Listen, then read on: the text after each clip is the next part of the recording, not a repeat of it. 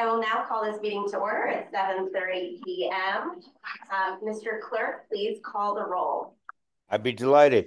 Supervisor Eisenberg. Here. Trustee Mosier. Here. Trustee Rubin. Here. Trustee Robbins. Here. And Trustee Cassell McNally. Here. Madam Supervisor, we have a quorum for business. Wonderful. We will stand for the Pledge of Allegiance. I pledge allegiance to the flag of the United States of America and to the republic for which it stands, one nation, under God, indivisible, with liberty and justice for all. Thank you. I'll keep my supervisor's report brief since we do have a lot of wonderful guests today. And I thank you all for coming to our meeting rather than what's apparently going to be an exciting McDonald's related meeting over at Winnetka. So we've even had people calling us with questions about that. Thankfully, not our issue. But most important since our last meeting has been the getting heat in the first floor of the building. So now we do have heat. There was a hiccup, if you will, that I wanted to address with the board. The vendor, despite having gone up to the roof with Larisha, the workers replaced the wrong heater. Yes, that did apparently occur. They did replace our other 20-year-old device. So we have 3 up there. One is relatively new, 2 were in their 20s. The one had died, so it should have been pretty simple. The one that's not working is the one you replace. I can't tell you, I'm not in construction, but, and they were marked, of course, but they did do the wrong one. The decision that I think makes the most sense is, since we know we have to replace the other one anyway, was to move a second replacement to next year's budget so that we can get both of them replaced. So hopefully not lose the top floor, right? So we will not have to pay for both this year, but hopefully we'll not have the same next year. Are they taking any responsibility and are they paying for anything? They are not charging us. They did not charge us for labor on the second one or for the crane or for the permitting. So just the device. So who is the vendor of this? American Vintage Home. So a reputable local company. So American Vintage Home took out the wrong unit that was functioning perfectly well. Yes, but it would die. It was near the end of its life. It was also labeled incorrectly. Oh, you're saying it was yeah. incorrectly. Okay. So when they went up, they were labeling. Yeah. And then they left in the one that was malfunctioning. Right. And how are they making it right to us? They are not charging for labor or the crane or the permits. So it saves us, and in the long term, it saves us a couple $1,000. Yeah. So that was exciting. Second excitement is we did have another fraudulent check attempt on the township, this time to the Angel Fund. We are working with Northern Trust to address it. The confusion is that the vendor received and checked the check for the right amount. So it needs to be an internal issue, how I see it, that because it wasn't on the vendor's end. It wasn't like a normal washing. No. It doesn't look like it, because it wasn't intercepted and cashed by someone else. But yes, so that did give us note that we had to modernize the signers on the Angel Fund. So it is giving us an opportunity to make sure everything is set for there. So where was the fraud? We had a check for $280 for a pantry purchase. And when we went into our online banking, it was cashed for $28,000. Oh. Who is the vendor? Durable Packaging. It's who we get our aluminum foil from.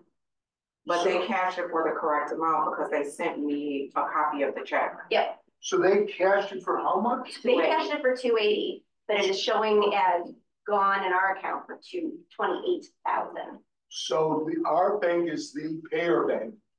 And the payer bank paid, what was presented to the payer bank? $280.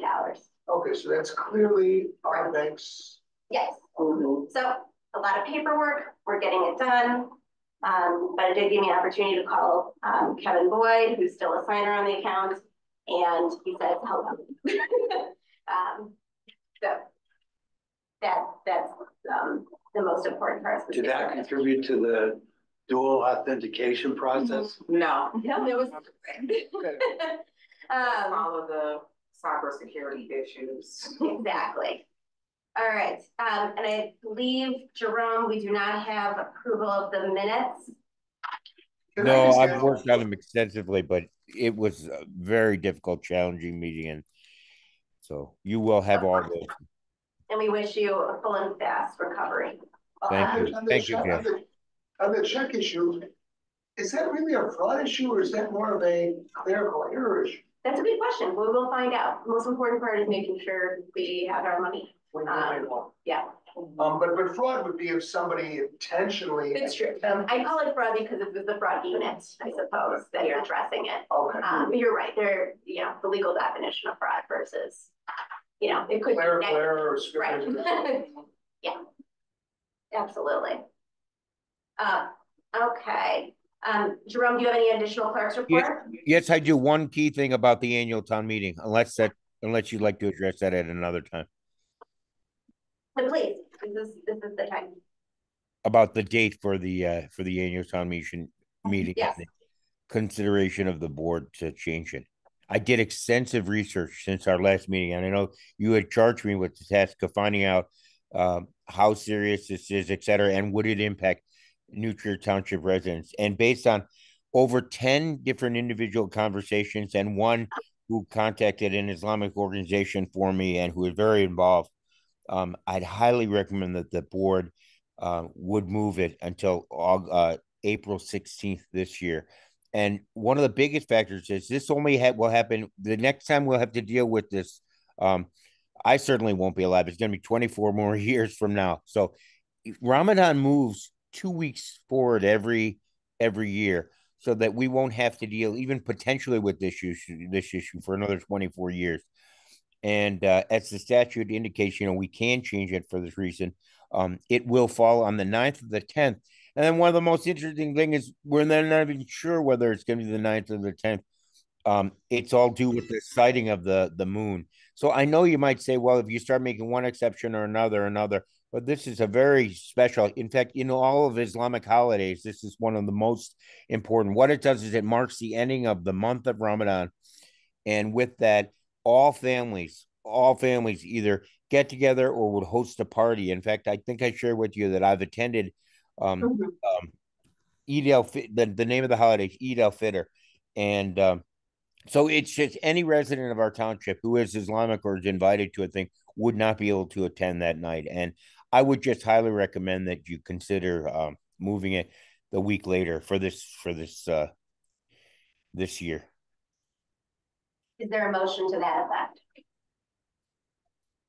So moved. Is there a second? Second. Any additional discussion? Gail, didn't you say you couldn't make it? I will be in Springfield, but I do not statutorily need to be physically present. No, you don't. Right, yeah, so it ain't about me. Can you zoom in? Yes, I can zoom in. And just confirming, there's absolutely no way that we can do another date. No, That's a statute. yes. Like I said, sorry, that's my fault. Any additional discussion? Seeing none, I'll call the question. All those in favor of moving the annual meeting to the 16th, please say aye. Aye. Any opposed? Are you voting on this? I'm gonna abstain. Yeah, Aye. okay. So it does pass. Thank you, board. And apparently Northfield did move theirs as well. Do you know if any other townships are changing their dates? I think Northfield voted today to do so earlier today. And Bonnie said not yet, but, but it's likely a yes. Financial reports, Mr. Howard, with you. All right, good evening, everybody. Happy New Year. I'm going to share my screen and we can walk through the financial report for December.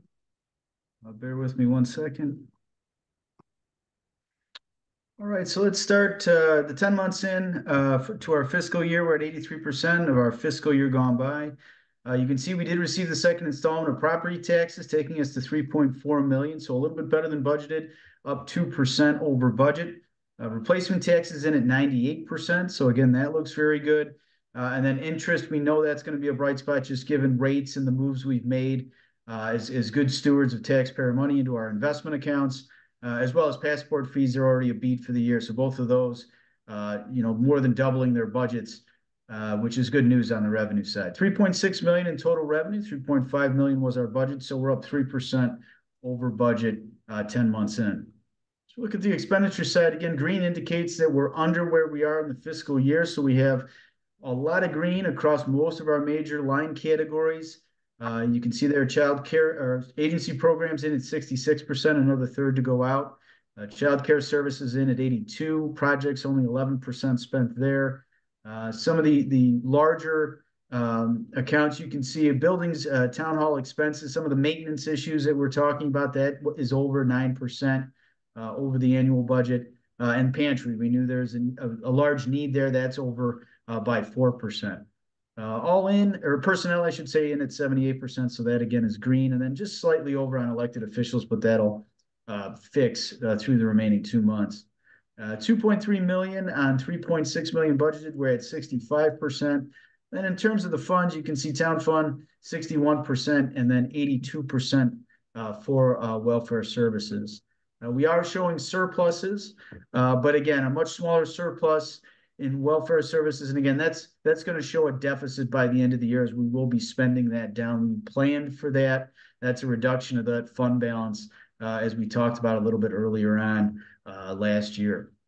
1.3 million is the surplus to date. We started with 1.5, so we're at about 2.8 million in ending fund balance. Again, that number will come down as all of that tax money's in. We're at about 122% fund balance to expenditure ratio. Again, very good. Reserve levels, again, trying to look for a planned reduction in terms of welfare services. In terms of revenue. We have a question. Yes, go ahead. This is more of a general question and specifically to you. So on the pantry, you got 114,000, which is 4% over. Mm-hmm. Is the Angel Fund responsible for the 4,000 or more? The Angel Fund is only responsible for what we're currently writing out of it. We will do line transfer. I understand that, yeah. But we've only taken out 4,000 from the Angel Fund. Oh no, this does not include the Angel Fund expenditures that you saw at the last meeting. So how do you reconcile those two things? Right, we are vastly more. We have spent much more than this using Angel Fund. So as far as tax, so shouldn't we show that somewhere? We should. I'm trying to figure out how, because it is a separate entity. Like, could you have a third column here saying town GA? I just think Angel, right? Yeah, something, because I just think that's not properly stated. It's very helpful. Right. Now, yeah. It under not having the Angel Fund information understates the true increase in use of the pantry and the true increase in what we're spending. Right. Certainly you can see the user numbers from Ryan's report. Yeah. But yes, that would be helpful to have that line on there too. Something. Yeah.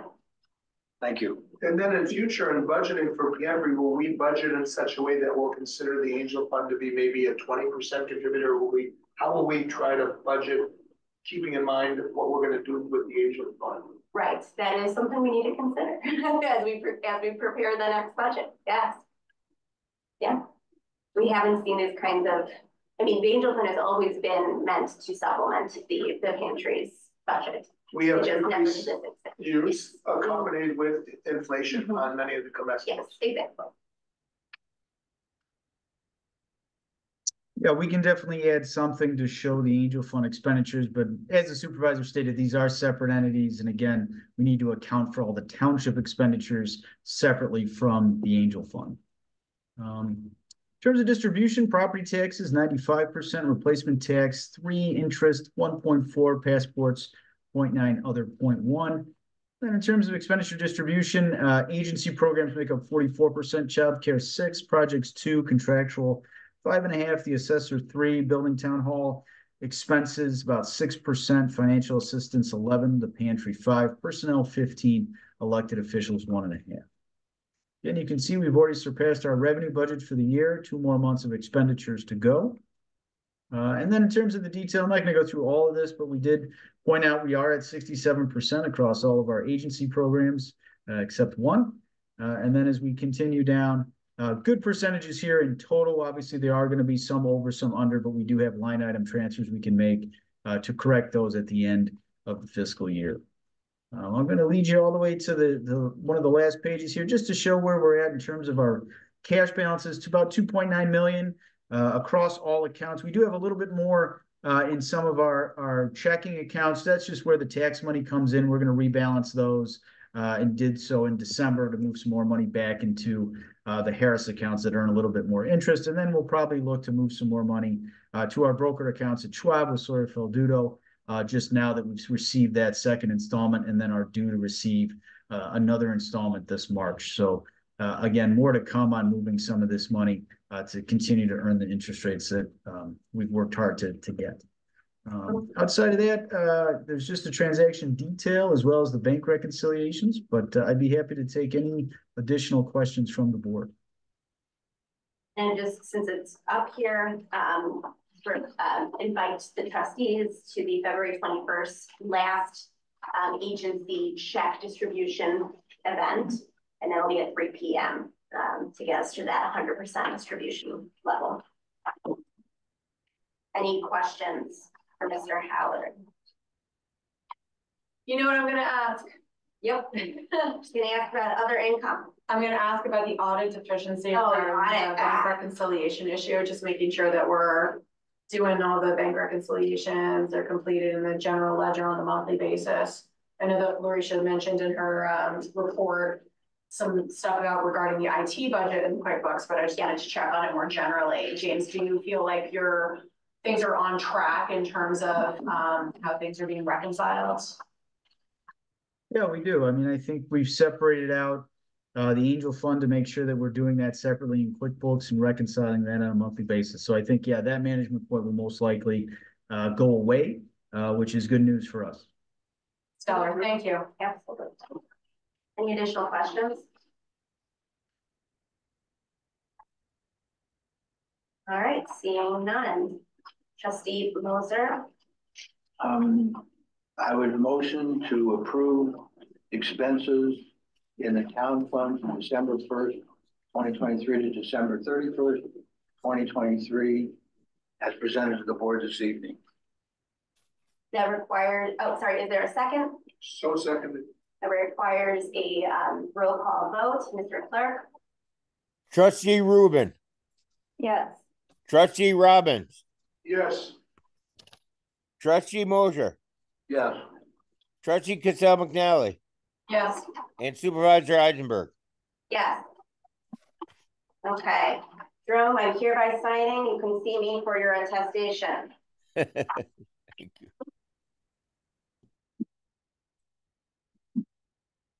There's a lot of lawyers in the room. I'm hoping they're not going to yell. Anyway.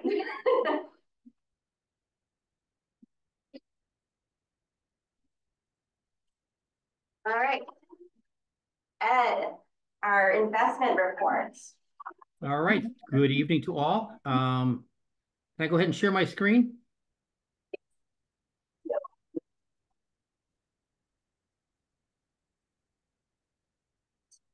Host. Oh, James, I think you might still be host.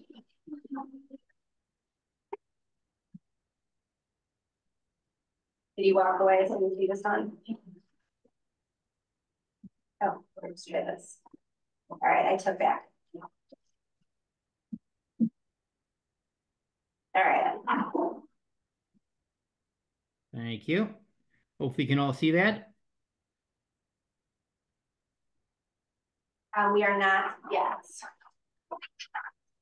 All right, let me go ahead. I'll do it in 1 second here. I'm going to share screen. And there it is. Share. Okay, hopefully that's better now. Correct. Okay. Again, Ed Lavin with Sorrel Doodle. It's a pleasure to be with you. My goal over the next couple of minutes is to provide you a high-level summary in terms of what's been going on with your 3 investment accounts that we have. But maybe I'll start with something Gail had mentioned. We were alerted to the fraud incident at Northern Trust, and as such, your Angel account is tied to that account. So we've been monitoring the investment side of that. I've not seen any irregular activity, but once you reach some type of resolution with Northern Trust, my working assumption is that you're going to get a new account number. If Yes. that's indeed the case, when it's appropriate, if you could share that with us or let me know, and I will just send you just a couple pages of paperwork that require your signature, and we'll go ahead and create a new link to that account. If that makes, if that's agreeable to you. So with that being said, I'm going to go ahead and take a look at our report here. All the information presented here is as of December 31st, 2023. We've got your 3 accounts here. I'll start first with the Angel Fund. As noted here in the top section of the report, labeled portfolio allocation. First thing I always like to highlight is the total current value is $234,415. As importantly as the value is that all these investments are in very high quality securities. As noted here in the table, as well as the pie chart, you can see U.S. Treasury, U.S. government agency, and then we have a money market, a government money market fund. So very high quality securities. I think probably more interesting from your perspective is how did the portfolio do? The middle section labeled cash flow review here, if you look at the month to date, again, you started the period with $233,051. And for the month of December, the portfolio generated a positive return of $1,364, which brought the fourth quarter return to $3,693. And going back to the inception of our relationship back in April of 2023, your Angel account has generated a positive return of $9,415. So definitely moving in the right direction. The 2 tables we have below are really more from informational purposes.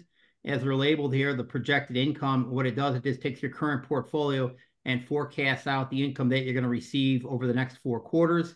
There is no reinvestment assumption here, so it's essentially a scenario by which you simply let the securities mature, and it's just showing you how much income you have. The bottom table is similar to that, but it adds back to the maturities. And so I would note here in the first quarter of 2024, your Angel account is going to generate positive cash flow to the tune of $131,169. So that includes interest of just over $3,000 plus some significant bond maturities that you have. And I'll bring that up again here in a second. Again, this just provides you with a snapshot performance summary. Again, really going back to the inception of our relationship in earlier 2023. You get to see by quarter the cash flow activity, ending values, and by quarter what the net investment gain was. Again, totaling up to the $9,415 that I referenced earlier. The bond analysis report here, this just shows you that the portfolio is all maturing here in calendar year 2024. The bottom here just provides you with some statistics. Again, the portfolio, as well as the other 2 accounts you have with us, are all yielding just shy of 5%. So it's been a good time to be invested in short-term fixed income securities. These are the specific holdings that you have, the market values, the identifiers, and so forth. I think the one thing I'd want to bring up, though, or highlight is very soon here, you have a U.S. Treasury note. For this account, it's a total of $47,000 going to be maturing really within the next week, January 15th, 2024. You may recall as we structured this portfolio at the outset, we really have a relatively short-term investment horizon.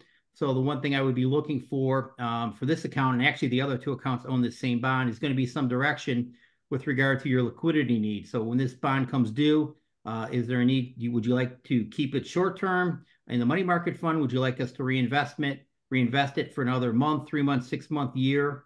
Certainly whatever the board's preference is and whatever supports your financial objectives. So that's something I'll circle back here in a second. So again, you can see the other securities here as well. I have a question. Yes. On what are your money markets paying these days, Uh, the high end. well, I'd say 5 to 5.1% on a government money market fund. So it might be prudent to just put it into a money market and leave it there for the time being. True? We could certainly do that. I've got some, I could share with you if you bought like a 3-month treasury. So again, very high quality, short term, that's about a 5.4%. So you pick up maybe 30 basis points, 0.3%. But again, certainly whatever the board's preference is, we can execute that. Thank you. You're welcome. Again, you get to see the transactions here. So again, just the income being credited to your account. That was really the kind of the highlights for that. Similarly, this is your GA fund. I won't go through it in as much detail. Again, the format and the information presented is exactly the same. The GA fund at the end of the year had a balance of $517,639. Again, diversification across asset classes is always important. You can see that demonstrated here in the pie chart. Again, all very high quality assets. When you look at the cash flow review, again, for the month, the portfolio generated a positive $3,000. That brought the quarter-to-date return to just over $7,000. And going back to the inception of our relationship in April, this account's generated $17,639 of investment gain. Again, you can see the projected income and maturities and so forth for the GA account. This next page, again, this shows you the performance summary by quarter. And this is another portfolio, again, based on how we structured it at the outset under the board's direction. All these securities are going to be maturing here in calendar year 2024. And again, the actual securities are listed here. And again, noting that the very top one is maturing here in the next week. In this case, it's $67,000. And you've got one right behind that in March of 2024. Again, so you've got additional liquidity coming up in about another 2 months or so, 2.5 months. And I'll show you the transactions again, income being credited to your account. And then the last section here, again, similar format. This is the town fund. At year end, total balance was $442,097. Those high quality securities. For the month of December, this account generated a positive return of $2,485. Quarter to date was $6,604, and again on a inception to date basis, $17,097. Again, same information presented. You can see the performance history. Again, this portfolio, everything's coming due in 2024. Again, these are your actual holdings. Again, that same security is held here. That's maturing next week. In this case, it's a $67,000 holding. And I'll just end by saying, we like to provide a little bit of information about what's going on in the broader markets. A lot of numbers here. I'll just kind of boil it down to it continues to be about macroeconomic trends, specifically inflation. I'm sure that's impacting everyone in different ways, but impacting everyone nevertheless, though it does seem to be trending downward. And so folks will be keeping a close eye on inflation, what the Federal Reserve does with regard to interest rates, and the market then will be very responsive with regard to what happens both with inflation and the Federal Reserve, especially in terms of how yields react to that. So that's something that we look at on a daily, if not intraday basis, when we have an opportunity to purchase new securities across accounts for all of our clients. So I'll pause there. I know that's a lot to digest. I'd be happy to take any questions that you might have. When you invest in a 3-month treasury and then you have to reinvest 3 months later, is there any cost to us for doing that? No, we absorb all transactional costs per our agreement. There is no explicit cost to you. No. Okay, thank you. Ed, in a general sense, it seems like the short term looks much more attractive in terms of rolling these over, because the curve is obviously flattening, but nobody really knows what's going to be 3-6 months from now. We got presidential elections, we got China, we've got so many uncertainties. But the short term looks very rich in terms of 5% plus or minus. Whereas if we carry it out a little bit longer, we might be flirting with 3 or 4. So I think we're leaning towards rolling things over into the short term. That would be my recommendation. Again, I think that's consistent with how you structured the portfolio initially. Again, your observations are spot on. The yield curve is what's termed, it's an inverted yield curve, meaning short-term rates are higher than long-term rates. But to the point you're making, the longer you get out, there's just more uncertainty. And there's a presumption here that interest rates are going to come down in the future, and you're seeing that reflected in the longer maturity securities. But short term, again, I've got live rates in front of me. I'm looking right now. When I left the office today, even a 6 month is a 5.2%, 3 months is 5.3, 1 month is 5.4. So whether it's a government money market at 5 or 5.1, or these short term treasuries, I think that would be the way to go. Do you see any merit in going long for purposes of catching a decent return now, on the theory that if rates go down substantially, which some people believe they will, that will be locked in for a longer period of time at a decent rate? I think there could be a portion of your portfolio that would make sense. I'd certainly want to balance that with any operational or liquidity needs that you have, because what I wouldn't want to do is have to sell at an inopportune time. But just to give you a flavor of that, we could lock in a 1-year treasury. So again, very high quality. And we certainly look in the market for other high quality investments. So it doesn't have to be a treasury, but right now, a 1-year treasury, 4.83%. So you have a little bit of a give, but then you have the certainty that you locked that return in for the 12 months guaranteed. You don't have any reinvestment risk. Thank you. You're welcome. Any additional questions? Thank you. And Gail, these kind of decisions you have the authority to make on your own. Pursuant to the policy, so within the policy structures, yes. And just as a quick math, the 14,000 of the town fund made on investments is more than 10 community support grants. So thank you very much, Ed. I'll take back post. Yeah, oh, sorry. So did we officially give him the okay to do the short term, the 3 month short terms, or not yet? We're going. Okay, we'll chat ourselves. So yeah, we haven't matured yet. Gotcha. That's my understanding, right, Ed? Yeah, we have a week to decide. Even longer than that, I can always park in short term if need be, and then we could purchase something, when you're comfortable. Wonderful. Thank you very much. Thank you. Assessor Churchwell, I know you said you know reports, but do you want to say hello? Yes, hello and Happy New Year, everybody. I'm just saving everything till next month because tonight has enough going on already. Much appreciated. All right, the moment you've all been waiting for, committee funding presentation.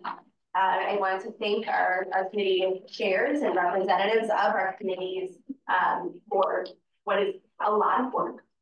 Having been a trustee and been a lead that all three, and we very much appreciate it. We have our budget is agency partnerships, and without the committees, we really could not have the kind of oversight that we know we need for our government, for the residents. So with that, I would like to ask Stephen if he wants to introduce his committee chairs. Yeah.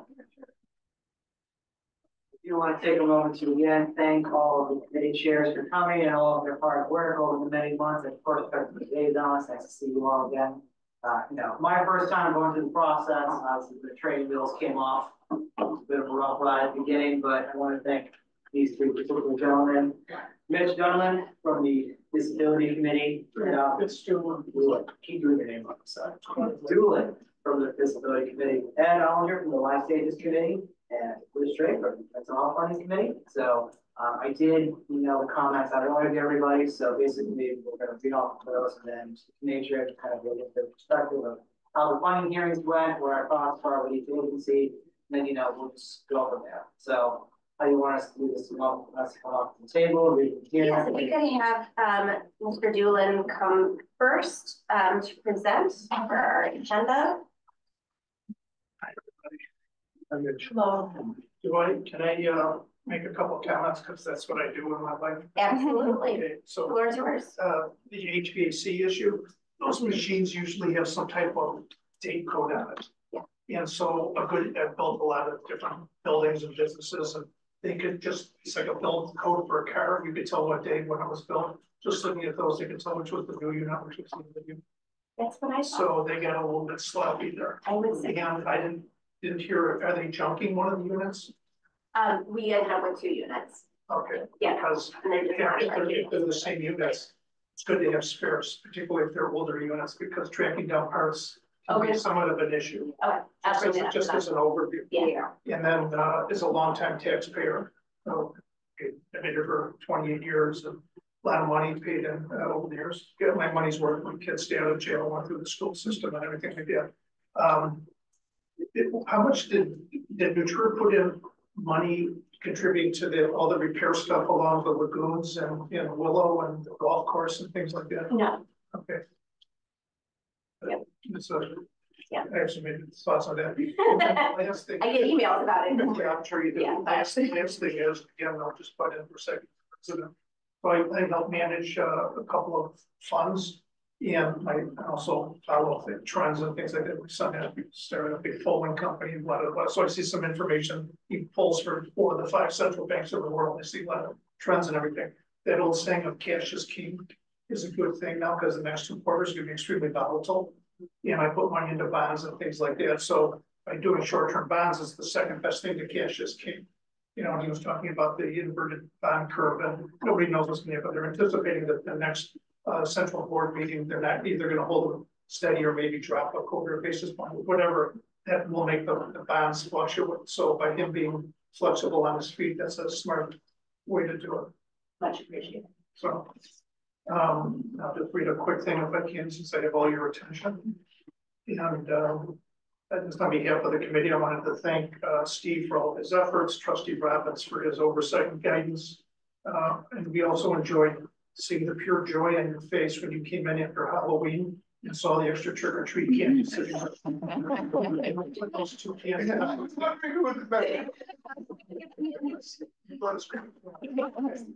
We're going to get you, but so many pieces of candy so you can eat. Okay, just don't tell me. I'd also like to personally thank all the fellow committee members for allowing me to be part of this, their hard work, their dedication, and the empathy that they've been exhibiting every year. I think I'm mustering out after this year, if I'm not mistaken. But it was a really great privilege to be able to do it, and the levels of experience and suggestions that they, along with the 2 trustees that I was privileged to work with, were really invaluable to the various entities or the applicants that we're supporting. It was special stuff.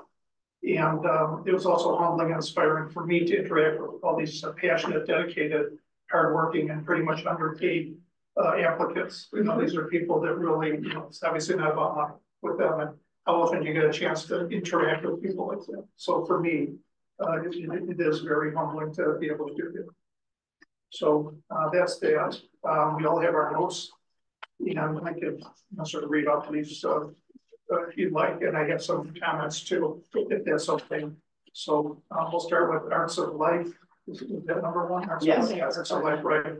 So they've got 2 locations. They do on-site and virtual lessons. They say that they've had 100,000 people a year get in contact with them through their exhibits and events. That's a fantastic entity. So it's the little things, and they do impact a lot of lives. A lot of very, very positive things. So I've always been impressed with what they're doing. Well, we don't give them a lot of money, but it does help them a lot. So, we passed or we proposed giving them their money, and I think it was definitely worthwhile. Center for Enriched Living, that's one of the entities that I personally was overseeing, and they're a fantastic operation also. They don't take a lot of money from outside entities. They got hit real bad by COVID in a number of different areas. Staffing became an issue. Their clients were not coming in, and they held it together, against a lot of their core people there, and now they're coming out of it a little bit. So, they're deserving of what we give them also. They are a little bit out there, but it's a great facility, and whoever gets whoever can go into it and participate there, it's really beneficial for them. Clearbrook, they've been a fantastic entity also for years. I can go back with them.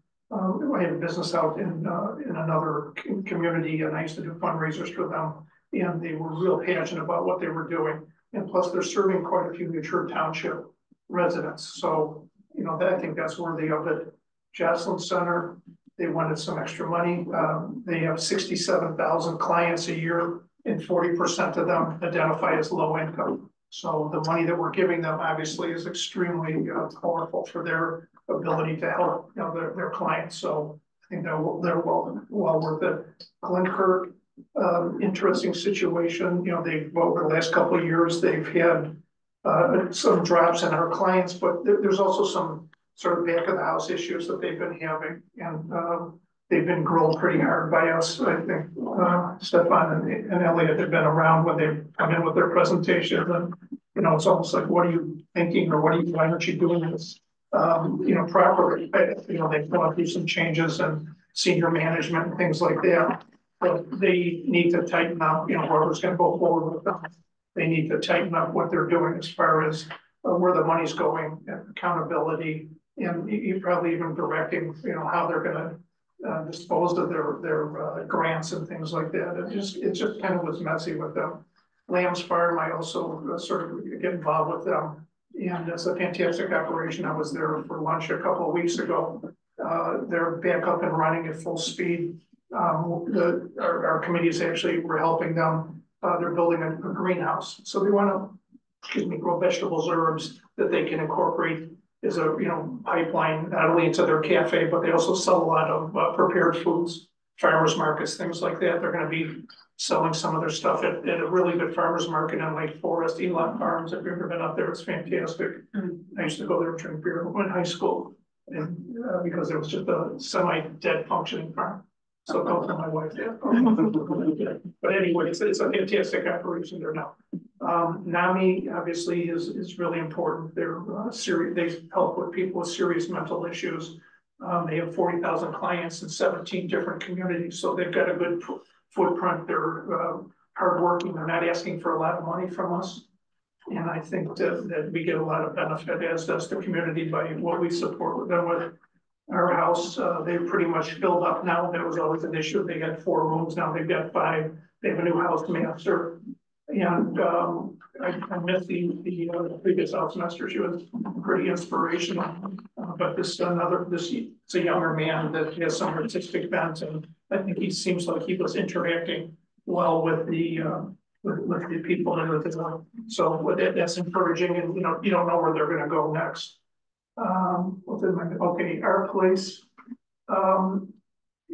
That's another entity that has grown, and they're in the process of. Did they buy the church now, or they're in the process? Did they close on that? Yeah. Yeah. So I happened to be by there a while ago too, and that's going to give them an ability to grow into the community and offer more services. As I mentioned a couple of times during their presentations this few years.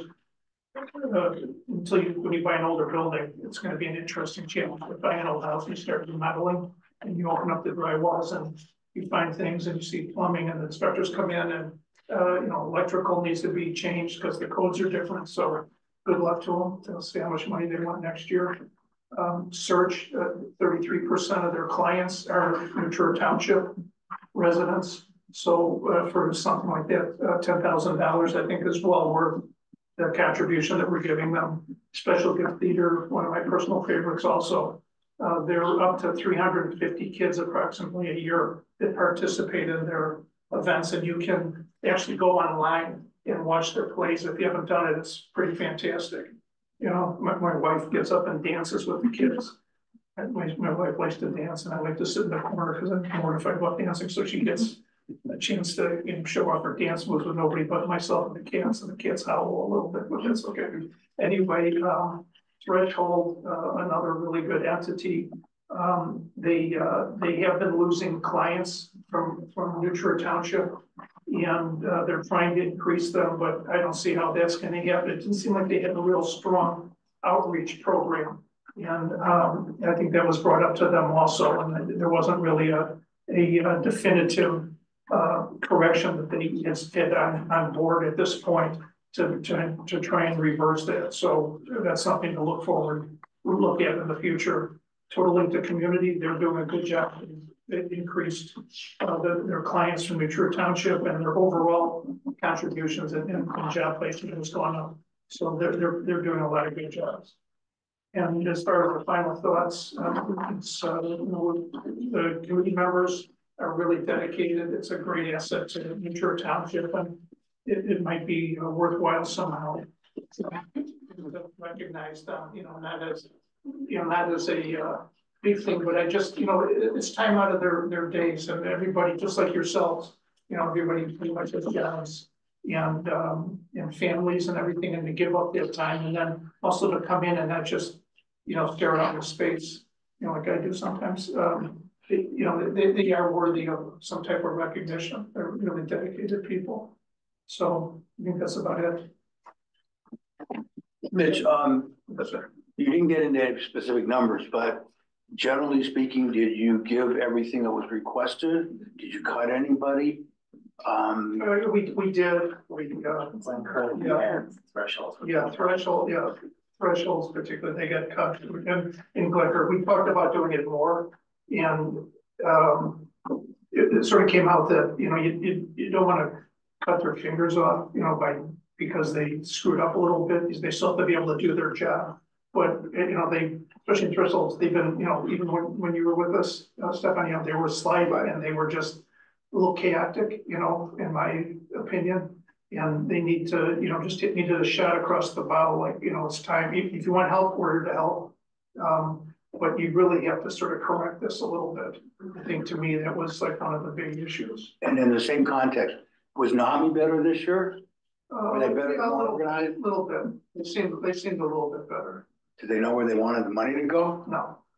100%. It's for everybody else next year. Okay. But yeah, I mean, this deal with a lot of businesses, and the smaller ones where you got bootstraps, and they brought it up from nothing, and right. And there isn't a lot of money. Every day is almost like putting out fires and doing it on the fly a little bit. And I proposed this a couple of years ago. There's a lot of professional resources that the trustees, the committee members, not just from our committee but other committees, that some of these entities could probably benefit from having as a resource contact or something. If you need some help, if you have a suggestion, coordinate it, go through Steve. We're having trouble with this. You could send it out to the committee members, the trustees. There's a support group out there that we can help them with, rather than, gee, my kid's crying at home, and my car needs to be fixed, and I got to worry about this budget thing, or this or that, or we just lost a key person. It can be overwhelming if there's not a lot of support. Remember, I forgot the guy's name, but he lived way out south, and he was very frank with us. They replaced it. He quit, and then his replacement didn't get the right date this year. Remember, he came in at the last minute. He thought it was. Oh, yeah. From NAMI. From NAMI. He thought it was a Zoom meeting. It was a little just confusion, but even the predecessors for those people, they're overwhelmed sometimes. They need somebody just to help them slow down and focus on, bullet point everything, the big things, and focus on that stuff. And maybe, I don't know if that's overstepping what we're supposed to be doing here, but it is something to think about, at least from the committee level, because, the committee is basically trying to help these social support entities succeed. Mitch, can I ask a quick question? How many township residents is our place serving? Our place.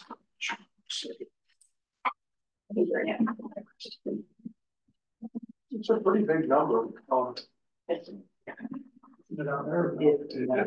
got a lot of things. It's not on notes per se. Okay, I just gotta find it. I have a lot of things already outlined, so in case somebody wanted to. And relatedly, you noted that you've got 11 seats filled from the 15 seats on the board. Yes. I'm not sure if that's an uptick, a down, downside. I'm sure it's uptick. So yes. So neutral. Yeah, they were low. So that was a positive step. Were they down to like 5 or 7 or something? Something like 7. Yeah, that was pretty low. So Neutral Township has 49 participants. Okay, and those participants might be there several hours a day, 5 days a week. It's major. So we're 49% of their clients list. So that that's pretty significant. So they have 100 people. A little bit more than that, I think. 100 and, they had, 2023 is 105, they're proposing 110 this coming year. Okay. I had a question about Glenkirk, but before, thank you so much for your presentation. It was very informative, so very much appreciate that. Thank you. So for Glenkirk, Yeah. so the suggestion is to reduce what we give them from 83,000 to 70,000. Yeah. What impact, if any, would this have on the services that they will be able to provide going forward? You know, I don't know specifically for everything, you know, we tried to spread that around rather than just that one area of their, you know, of their products, so to speak. It's multi-million-dollar Yeah, organization. it's a big company. And they are on notice. They were on notice from the get-go that we were having issues because they had one of the issues with Glenbrook was, of course, defining who is a nuclear resident, you know. And they came with very low numbers, and we said, look, this is really crazy. I mean, your numbers they were claiming maybe 2 or 3 people, and we said, go back and figure out who you're helping and what the relationships are to the township, because we're going to have a hard. So they're kind of on what, for lack of a better word, they're on probation. These cuts could have been much steeper.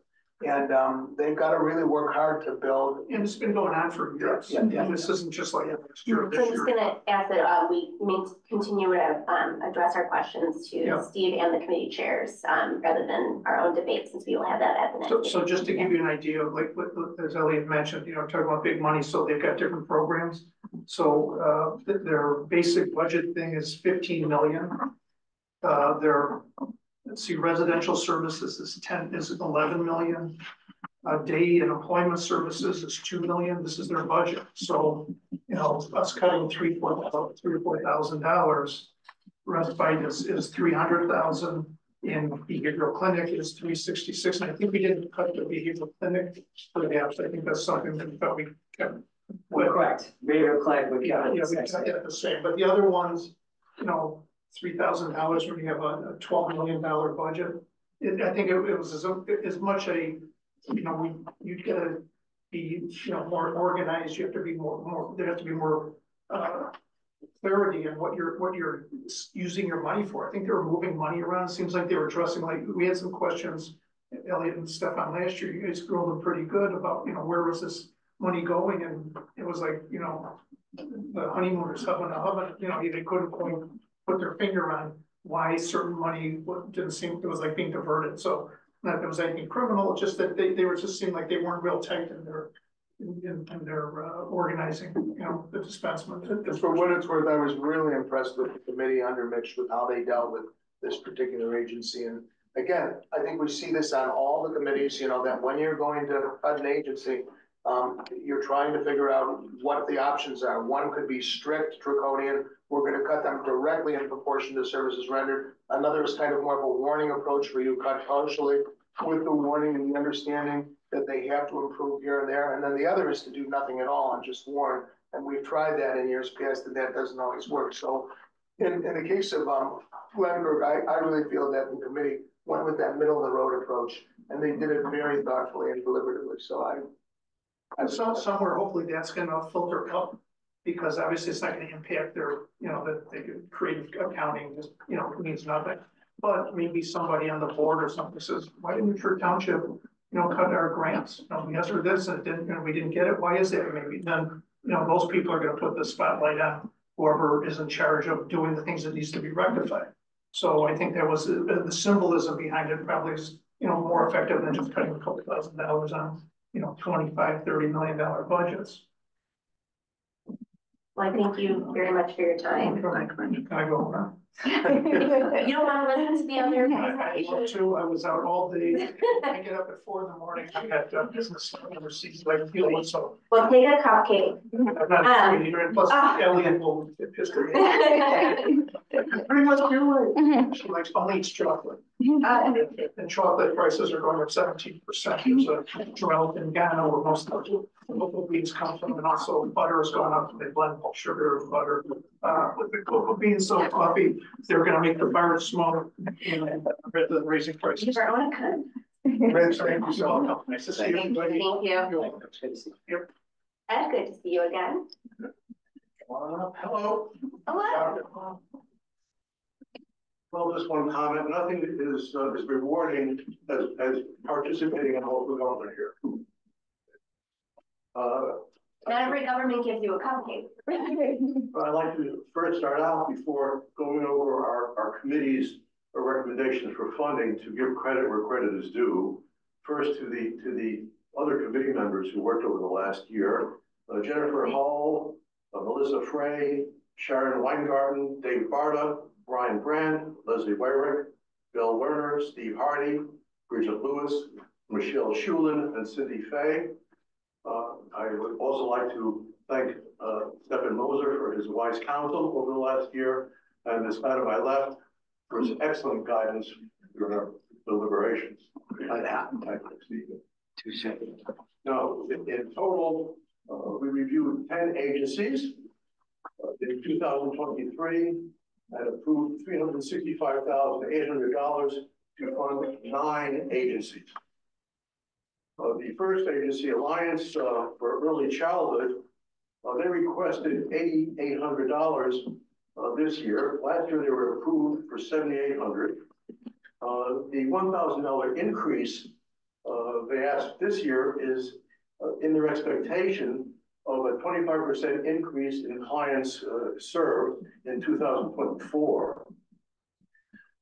As you are aware, they fund educational programs for children up to the age of 8, for parents, caregivers, and educators. Their programs are well attended. They have a broad community support, but the committee does have some concerns. In the funding letter sent out by the Township in 2022 and 2023, we urge them to complete the outcome data in more detail for their various programs, and it's still incomplete. They still do not have personal policies, but the board promised to address this more directly. And the committee felt very strongly that they need to emphasize personal seminars for education, in addition to the very large speaking events. But in the end, we voted to approve funding at last year's level of $7,800. Okay, the next committee, Bare Necessities, they requested $10,000. This was a new agency for our review. These programs support families dealing with pediatric cancer, with both emotional, educational, and financial support. They are very well funded through grants and private donations. But the committee has significant concerns about this agency. New Township clients are only 1% of the total client served. They have outreach to all of Illinois, Southern Florida, and they plan to expand into Wisconsin and Missouri. So since they're well funded and not focused on New Township, we decided not to fund them. Can I interject for a second? Or you want to wait? I would rather wait, yeah. Continue your flow. Yeah. The third agency, Cancer Wellness Center, they requested $25,000. And last year they requested, and we approved $15,000 in funding. Their $10,000 increase was because they're adding 4 new programs requiring the hiring of additional staff. Now, in their grant, they demonstrated that from between January and October of last year, they provided clinical support service for 60 New Township residents, which is a 10% growth in clients and 13% growth in service hours compared to 2022. Last year, the agency spent $58,000 serving New Township clients, which is good value, since they're only asking for $25,000. So the committee voted to fund them at the $25,000 level.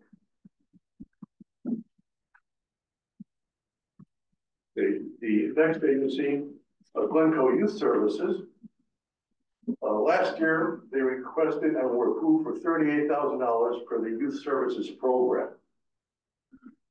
This year, they're requesting $43,000 for the Youth Services program because they lost their $5,000 stipend from the Glencoe Park District. In addition, there are two other programs, $10,000 for the Special Needs Adult Program, okay, or the SNAP program, and $5,000 for the Young Adult PALS program. Now, the SNAP program was approved last year at the $10,000 level by the Disability Support Committee. However, the trustees decided to switch the grant review to our committee this year. Now, the Young Adult PALS program is a new program for teens with special needs from ages 15 to 21, with the expectation they'll transition to the SNAP program at age 22.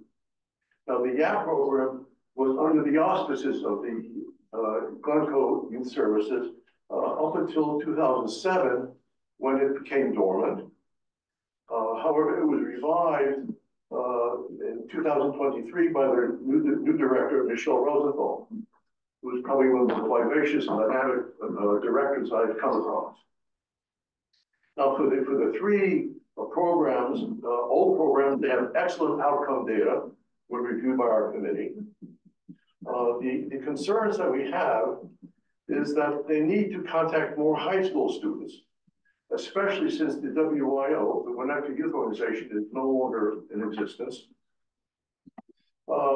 They have approximately 300 students total for the drop-in center, and only a third are really high school students. We also urge them to increase their collaboration with the Haven.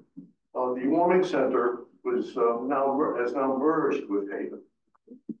In addition, we're concerned about the utilization of the drop-in center. So again, we're concerned about their keeping accurate totals for the utilization over the course of the year.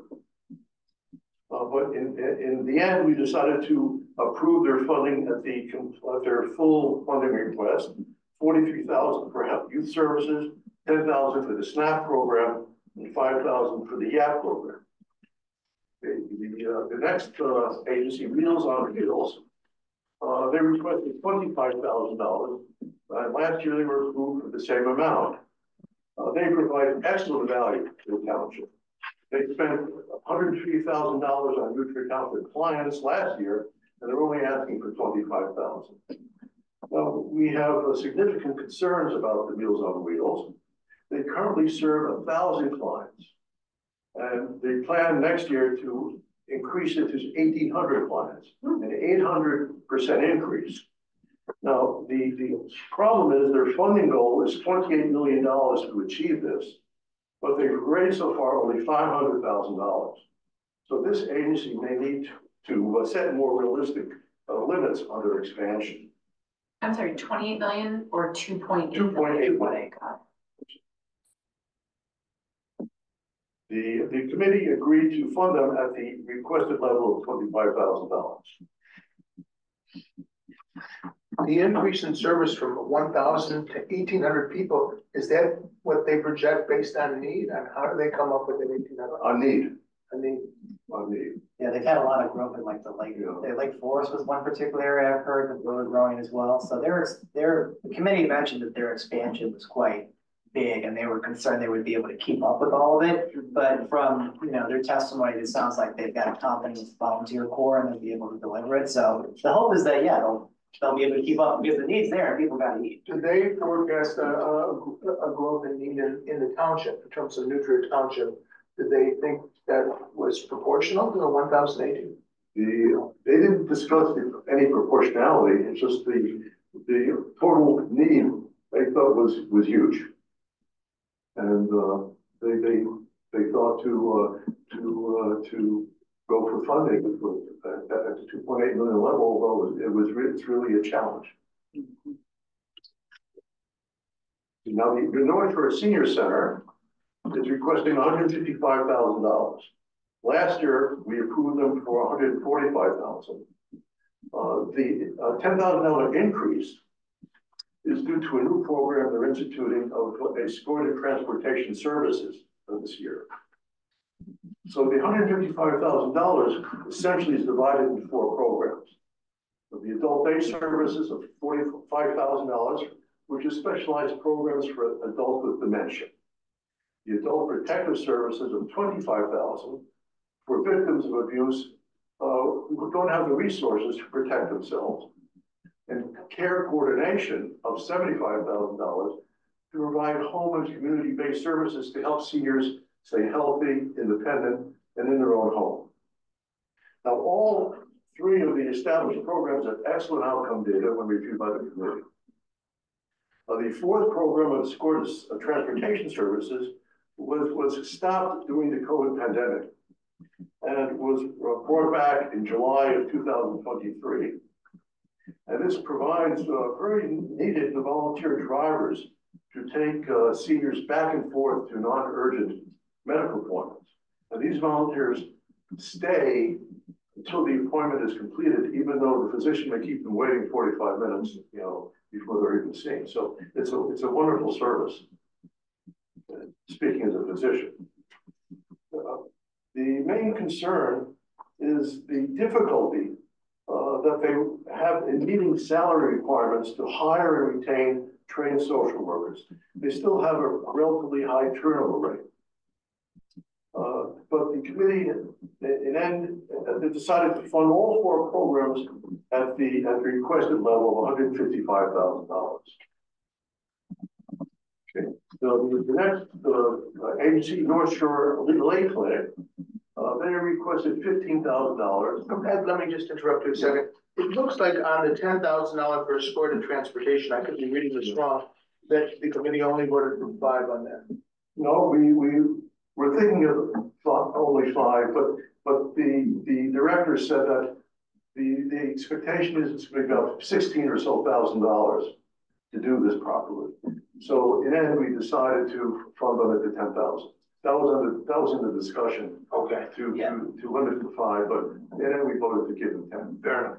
That's my fault. The word I left recommended in there. It should be discussed at 5,000, but then we decided to go with the higher one. So wait, I just want to make sure that the math is mathing on this. House of Welcome is 5,000.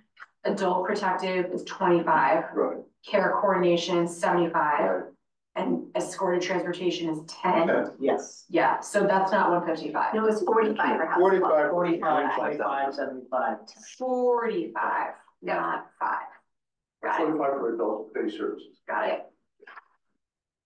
All right, thank you. So the last year, the North Shore Legal Clinic Legal Aid Clinic was funded at $12,000.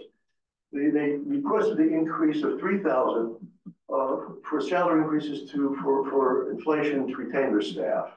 Okay. Last year, they spent $18,000 on their Tree Township clients, and they're asking for $15,000, which is reasonably good value. In addition, now the legal aid clinic is facing an increased burden to handle the immigration crisis affecting the Chicago area, with spillover certainly into the North Shore. And this is in addition to the usual issues of their having to deal with domestic violence, sexual abuse, housing issues for people with little funds, and the powers of attorney. Now, the only concern that the committee had about this agency was 3% of the clients returned survey responses. So it's really impossible to assess outcomes for what they've done. I mean, from the individual cases, it seems they're doing very well. But in terms of obtaining, complete data, we don't have it. We've asked them to do a better job in getting surveys of responses from the clients who they've helped. But certainly we decided to fund them at the $15,000 level. Now, the next agency is the Pickles Group, which has nothing to do with pickleball. Okay, they're requesting $29,275. Last year, they requested $15,000. Now, the increase of about $15,000 is in the expectation that they're going to have a 150% increase in Nutrient Township clients in 2024. Now, this group supports children who have parents with cancer, from the 1st grade to the 12th. 42% of the children are from Nutrient Township. Now, we do have some major concerns about Pickles Group. 70% of the children are from Winnetka, and they have plans to expand the program outside New Trier Township into the broader North Shore and Chicagoland area. In addition, they have a surplus at the end of the year of $300,000. So on the basis of our concerns, the committee decided to vote to keep the funding at the $15,000 level, but consider increased funding pending the agency's New Trier Township demographics the next funding cycle, if they do increase it.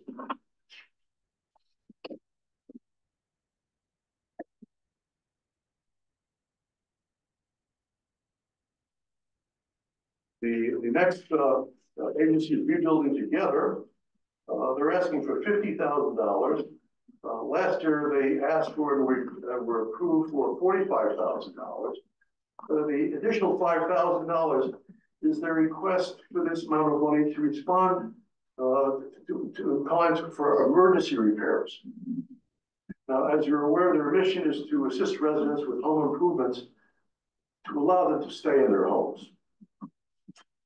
In the funding letter that the township sent out in April of 2023, it was strongly suggested that they increase the number of township residents served, and they responded very favorably to this request. They increased the number of projects from 7 to 11 New Trier Township projects, and they spent $80,000 on the New Trier Township clients, which is 18% of the total. And this is a good value since they're only asking for $50,000. The only concern we have at this point is they do lack a personnel policies statement, but we decided to fund the full request at $50,000. Now, the last agency is the Volunteer Center. They requested $15,000, the same as last year, and they connect potential volunteers to 170 nonprofits in New Trier Township through an online database. And last year they had 31,000 visits to their website. In addition to this, they have educational programs for the nonprofits to improve their fundraising, to improve their communication skills, and to help them in event planning. Now, the agency serves 18,000 New Trier Township clients last year, which is 90% of the total served, which is excellent value. Now, the only concerns we have is that they need to have better tracking of the volunteers who participate in the website to see what happens to them after they go to the website. Do they actually become volunteers in these agencies? The data that the Volunteer Center has is very scant. Admittedly, they admit that it's been very difficult since they lose track and there's lack of response from the volunteer to surveys. But they said they're going to improve their website, and hopefully the responses will improve. In addition, we want them to keep better tracking of the outcome data for their educational program, which should be easier for them to do. So that's the sum total, and may I answer any questions? The only one I have an issue with, and I had it at the time. And remember, this is a question, not our own discussion. Well, it's a question. Okay. And that is the fact that Bare Necessities did have New Trier Township residents who they did care for. Doesn't that weigh in favor of giving them something? And I know they have good reserves, and I know they come through a national organization. And it's the old story of, do you reward the bad and not the good? But I just have a problem with an agency that comes to us, serves directly New Trier Township residents, albeit only 4 families, but there are other agencies we fund, there are only 4 families, and not give them anything. So that's where I'm coming from. Well, and I know how the committee felt about it. Well, the committee decided on the basis of the wealth of the agency that their interest in expanding outside of the New Township area, suggested that the 1% would be even less over the next several years, and I mean, it wasn't a unanimous decision not to fund them, but the majority thought not to fund them. Okay. The note here says the Bear Hugs program is still unclear regarding its exact structure and possibilities. Yeah. Well, in some ways, what the Bear Hug is, they'll give the child a group of toys, or take him to see the ocean area. You know, we don't have any clear idea of really what the minimal to the maximal, involvement of the agencies with any particular family. Could the organization articulate what exactly it was that they did for our poor families here? I mean, what was your understanding of what it is we? So she did mention, the lady who presented, it did mention that one of the Nutria clients, one of these Bear Hugs was because the child was too sick to travel. A lot of what the concept of the Bear Hug, from what I understand, is basically like either a trip or a series of goods or toys that the family otherwise could not afford due to caring for the child's illness. So like what they told us was one of the families here was that this child he was too ill to travel, but there were all these kind of unique toys that they wanted that they couldn't afford either. So the Bear Hug was purchasing all of these toys for the child to play with. And then the family could be like, they had gifts for them in lieu of, spending money on the treatments, they couldn't afford the toys. But other examples would be like, they wanted a trip to, I don't know, Six Flags or the aquarium or something, stuff they could not afford otherwise because they're either paying for the treatment or they didn't have enough funds to begin with. But however, the idea of like, what would the total cost be per Bear Hug wasn't totally explained, because they say it could be like $5,000 for one family and $1,000 for another. So the exact breakdown wasn't clear on their end. So it was a brand new agency that came asking for $10,000. They were able to articulate that they gave toys to one Nutria family.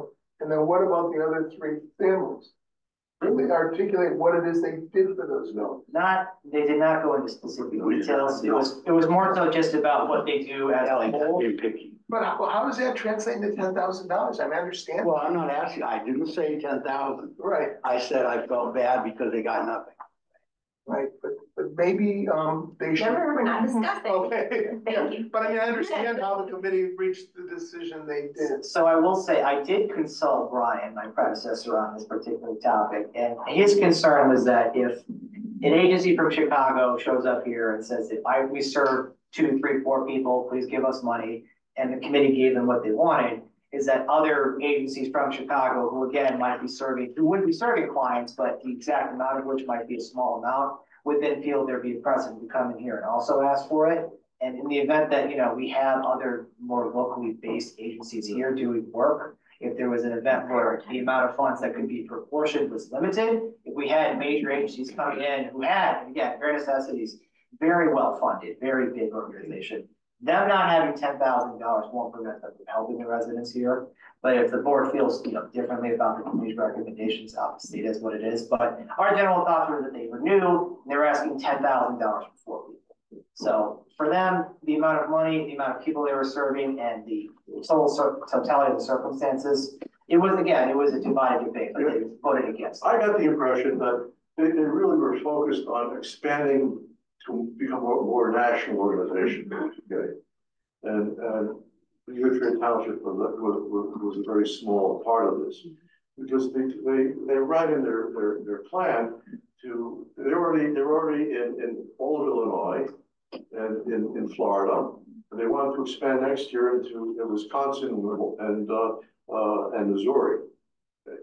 So we got the sense that they really weren't interested in taking care of Winnetka Township as such. One last question, in terms of their board composition and the people that showed up, are any of those people have ties to the township?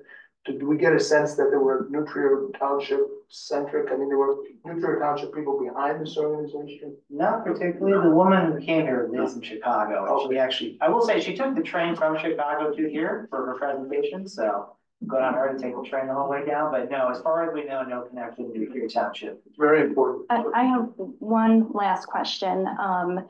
I also work for another wish granting organization, so I'm kind of familiar with this. I know that they could not speak to how much was spent, per these 4 children in the Nutria Township, but did they give you a sense? Because I know from my own organization, on average, how much we spend per wish. Did they give you a sense of how much in general, not necessarily these specific kids, but in general, how much they spend per wish? Yes, they did. They gave it in the breakdown. It's $3,400 per family. If we unit of services. That's for The unit of services. for the unit. Yeah. That's what you'd ask. But in terms of understanding it in light of what they do, I mean, could it be, $35,000 for one family and $1,000 for another family? And this is just an average. So I didn't get the sense that the unit was a valuable tool for us to understand. That's all. And I think when you're a new agency requesting funds and you have 4 examples, I mean, the burden of proof is on the agency to explain in each of those 4 cases. They only were able to do that with 1 case. They couldn't tell you about the other 3 families. They weren't asked, really. Oh, they weren't asked? Anyway. They weren't asked. So we'll continue. Can I just ask about a different agency? For Glencoe Youth Services, are non-Glencoe youth invited to participate? And if so, what is the outreach procedure and publicity like? Right. The Glencoe Youth Services is really interested in taking anyone from Nutria Township. Okay. As opposed to the Glencoe Youth Project, it was really wanted to limit to Glencoe. Okay. But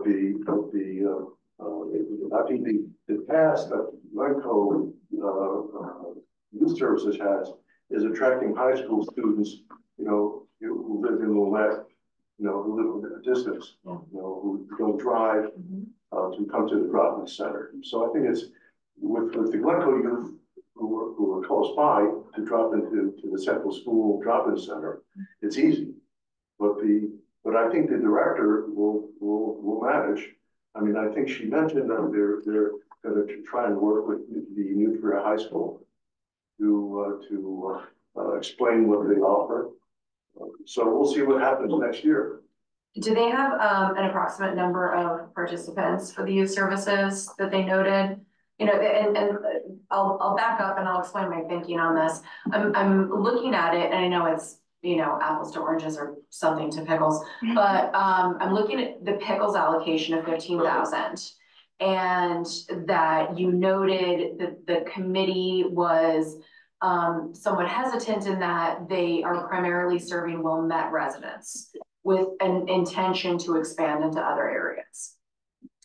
And my thinking is, if Glencoe Youth Services is primarily geared at the moment towards Glencoe youth with an intention or desire to serve other township residents, but it's not already doing so, I just want to make sure that we're thinking about things in the same way across organizations. So I think we'll be able to judge what they do over the next year, because Michelle Rosenthal was very much interested in attracting outside of Glencoe. I mean, she felt this as a mandate, whereas bare necessities doesn't think is a mandate.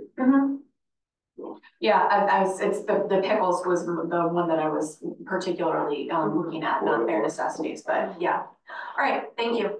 Is it your sense that because of the dissolution of of Winnetka youth, that Glencoe is really trying to rise to the occasion and trying to fill the void? They are, yes. That's the sense you're getting. Agreed. Thank you very much, Ed. Thank you, Ed. Thank you so much. Thank you, excellent. And I will just say, as Rich is making his way up to the table, for those who are here for the attorney discussion, I will be asking for an amendment to the agenda to move you next. So hold on. You're almost there.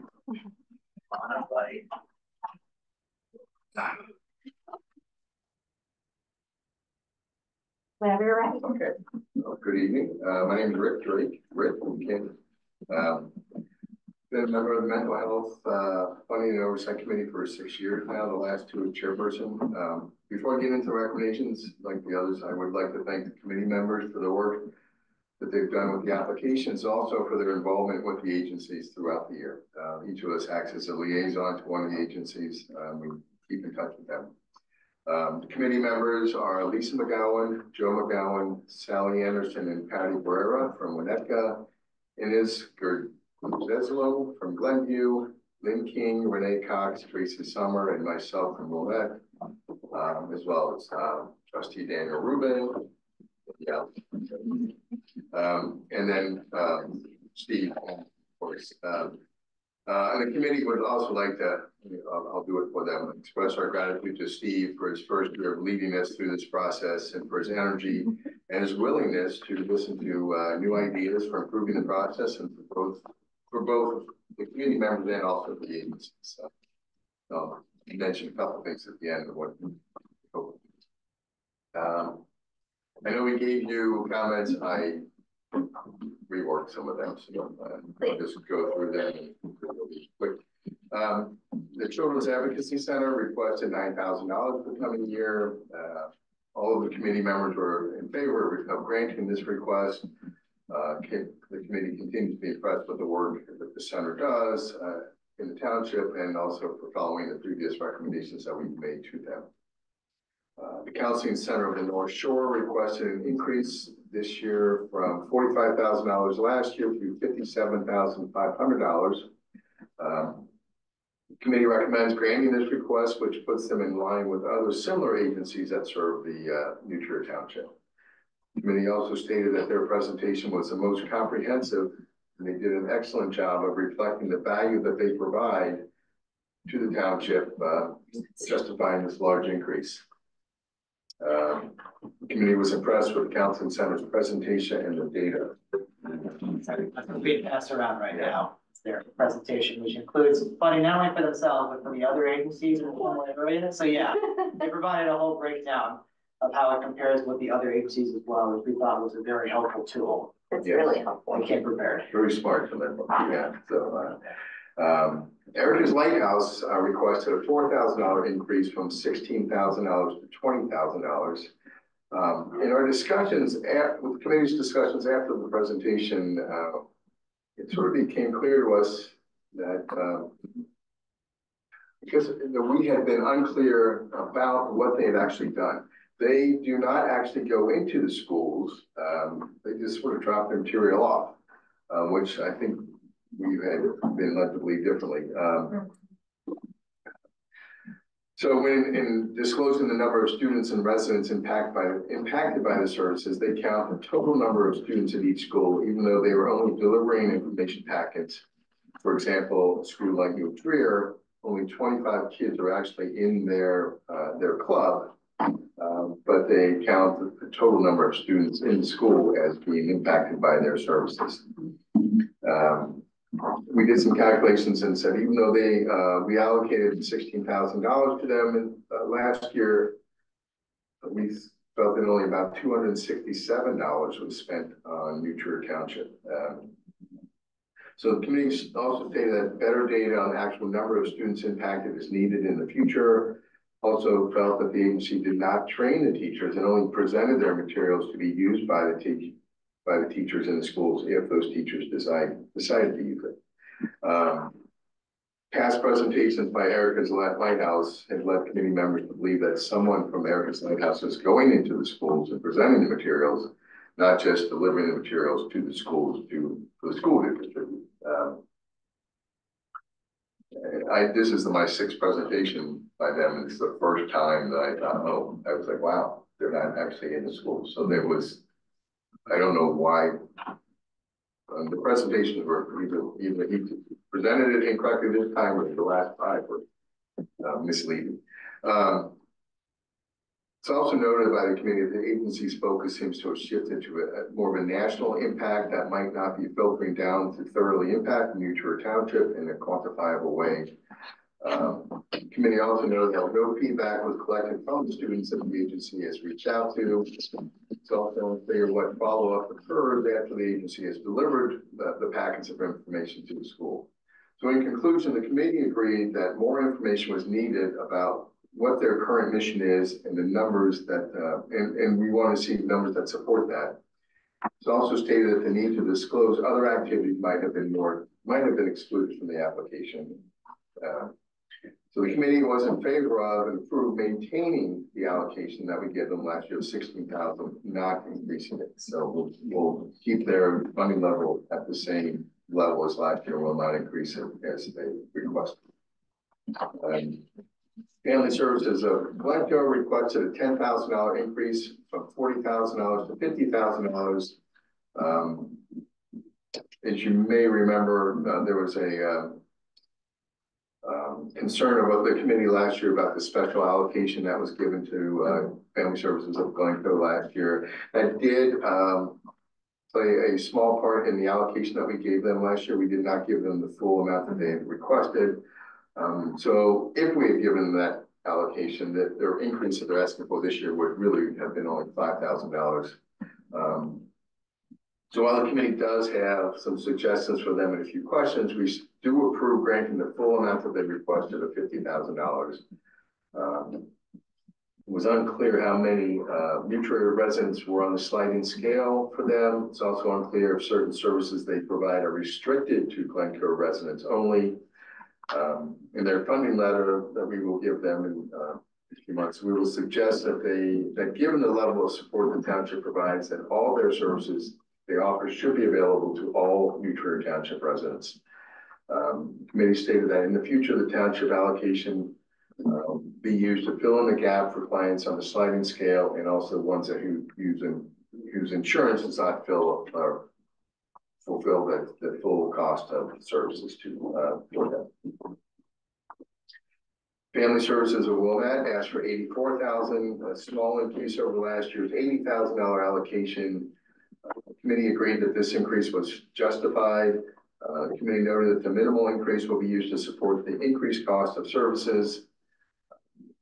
The committee continues to be impressed with the Family Service Center of Wilmette's work in the township and for following our previous recommendations. Including last year's $47,000 allocation to the warming house, Haven has requested the same amount for last year. Haven absorbed the warming house after it shut down in June. While the services provided by the warming house going forward are somewhat unclear, Haven is a very valuable service provider to the township. It is one of the only agencies that provide emergency services for children who have been forced out or removed from their home. The committee discussed the fact that the amount allocated them in the previous year covered a 4-month period when the warming house was not operating. And we discussed if the warming house should get the full amount, even though it is no longer functioning as an independent agency, having been absorbed by Haven. The committee approved the amounts requested for Haven's outreach and their family therapy program, which are the requests for $80,000 and $38,000 respectively. For the warming house, however, after much discussion, it was decided that since the warming house was closed for several months last year and due to the merger, they eliminated many overhead expenses. The committee chose to reduce the allocation for the warming house to $40,000 from the $47,000 that it received last year and was allocated and that they requested this year. The funding letter to Haven will be asking how last year's allocated funds have been or will be spent, because they've told us they still have those funds. And we will recommend that Haven consider offering transportation services to students so that they can access the warming house. Peer Services requested the same amounts from the previous year for substance abuse prevention and adult substance abuse treatment, which were allocated at $40,000 and $15,000 respectively last year.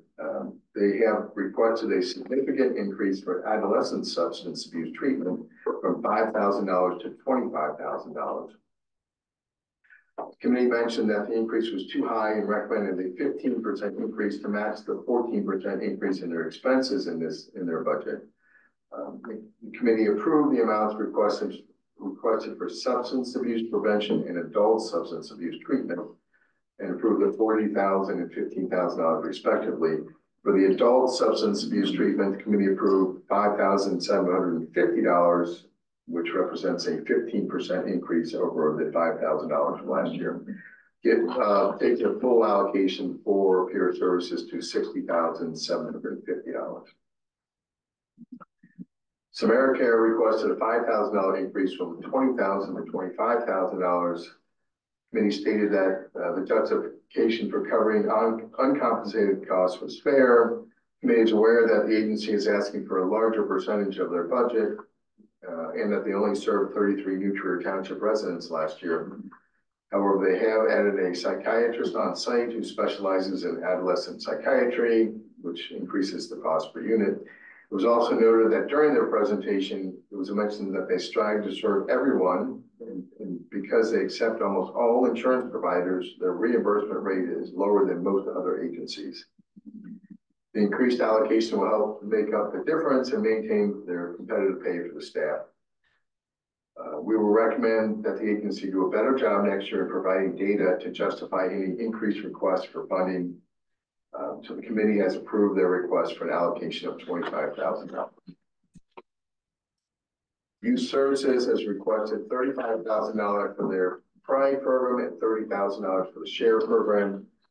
After hearing their presentation, it became clear that the way they account for students served may underrepresent their impact on the community, given that a unit of service for them, it could be a phone call or it could be a 5-day stay at an overnight camp.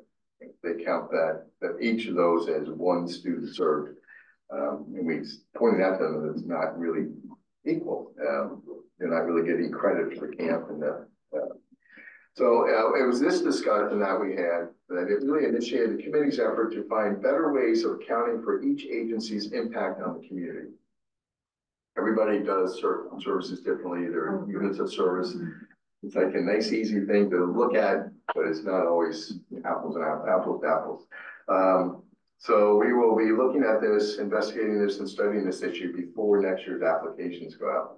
We hope to come up with some ideas, or at least a better way for them to say, hey, just tell us what you do, give them more freedom to disclose how they serve their clients.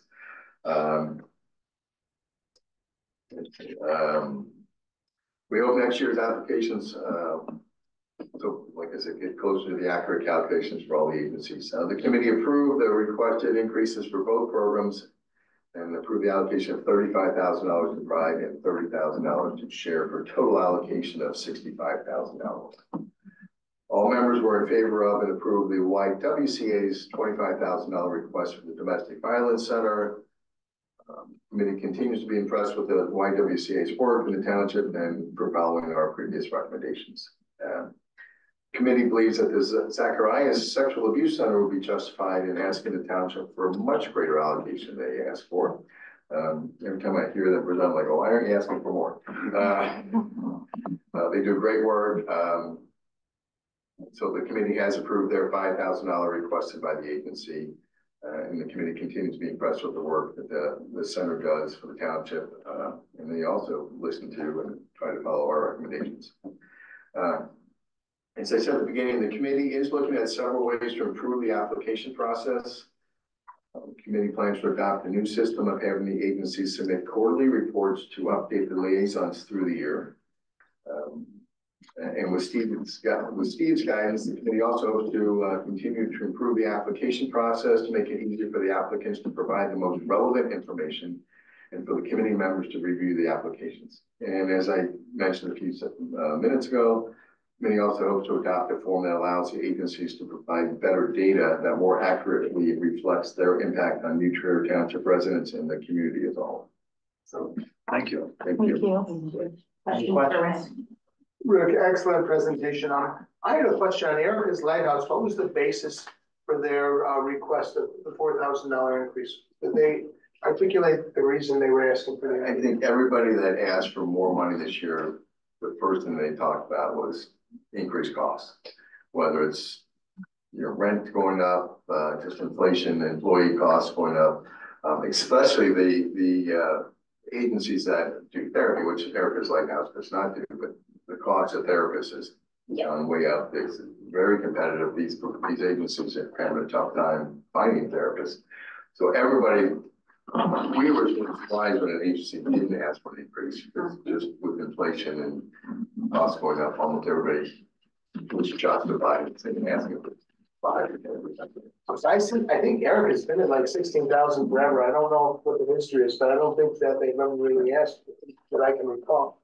This is their first major increase, from what I'm remembering correctly. And again, it's inflation has been a big deal. Plus, they're expanding, so they want to have more money to invest in growth to cover with costs. But again, with the way that the presentation went down, it didn't seem like there was a miscommunication. Even when I had spoken with them, because I've met with them several times, and I got the same impression that the committee had, is that they were in the school doing the thing. And when they told us we don't actually go to the school, we just show up with the materials, it kind of changed up the way we were thinking about that stuff. I don't know who presented it. Erica's is truly a homegrown agency. Erica was a New Trier student. And this is an agency that came out of the township, came out of Winnetka, and it's become national. It's a point of pride. So I would hope that they would articulate, a little bit more why they would ask for an increase. But they're about prevention. And if we don't have suicides at New Trier or Loyola or in our grade schools, I mean, then arguably they're doing a great job. And 25 students in the club. There's a club actually. One of the New Trier clubs is an Erica's. Yes, they have, and I think they put up posters and things. Well, but they want to increase awareness, and but the 25 students, was that an increase by the number of students? It was not. I think that's it's been pretty consistent. And that was one of the other concerns we had, is that when they were describing their usage, was that they gave every freshman at New Trier Township something, so that was 4,000, and then there's a club of 25 people. So there's this big gap between we're serving 4,000 people, but only 25 are actually coming to the club. But if their material is going out to the kids. Remember, we're not having discussion questions. I just wanted to make that concern was, is it going out? Because they're not putting it out. They're just, they might be dropping off a packet at the school or FedExing a packet to the school, but we don't know what's. Again, the materials are really nice. Everything was really well crafted, graphic design wise. And then they actually gave us some stuff I left out for kids to take, these little kind of booklets about like mental health breaks and stuff. All that stuff's very good. It's just the question of whether or not it's, are they telling the teachers kind of what the basis of this is and why they should give this to the kids? Or is it like, please give this to the kids and then trusting that they're going to follow up with it? And then as far as we know, there's really no way of them following up with the teachers saying like, how many kids actually took that stuff? How many things were going on with that? So this was our concern. So obviously we didn't want to not fund them, but we thought based on the miscommunication about what they were doing and kind of trying to figure that out, we would just keep it flat for now and then work in the next year to sort of work through the issues. And we would love for them to give us some kind of data that shows what they're doing is effective. Right. Because I'm guessing that they've never done that. I don't think they've ever done that. And I think every student in New Trier, well, I don't know if ever, I think most of the kids have heard of them. Does that mean they've learned anything from them?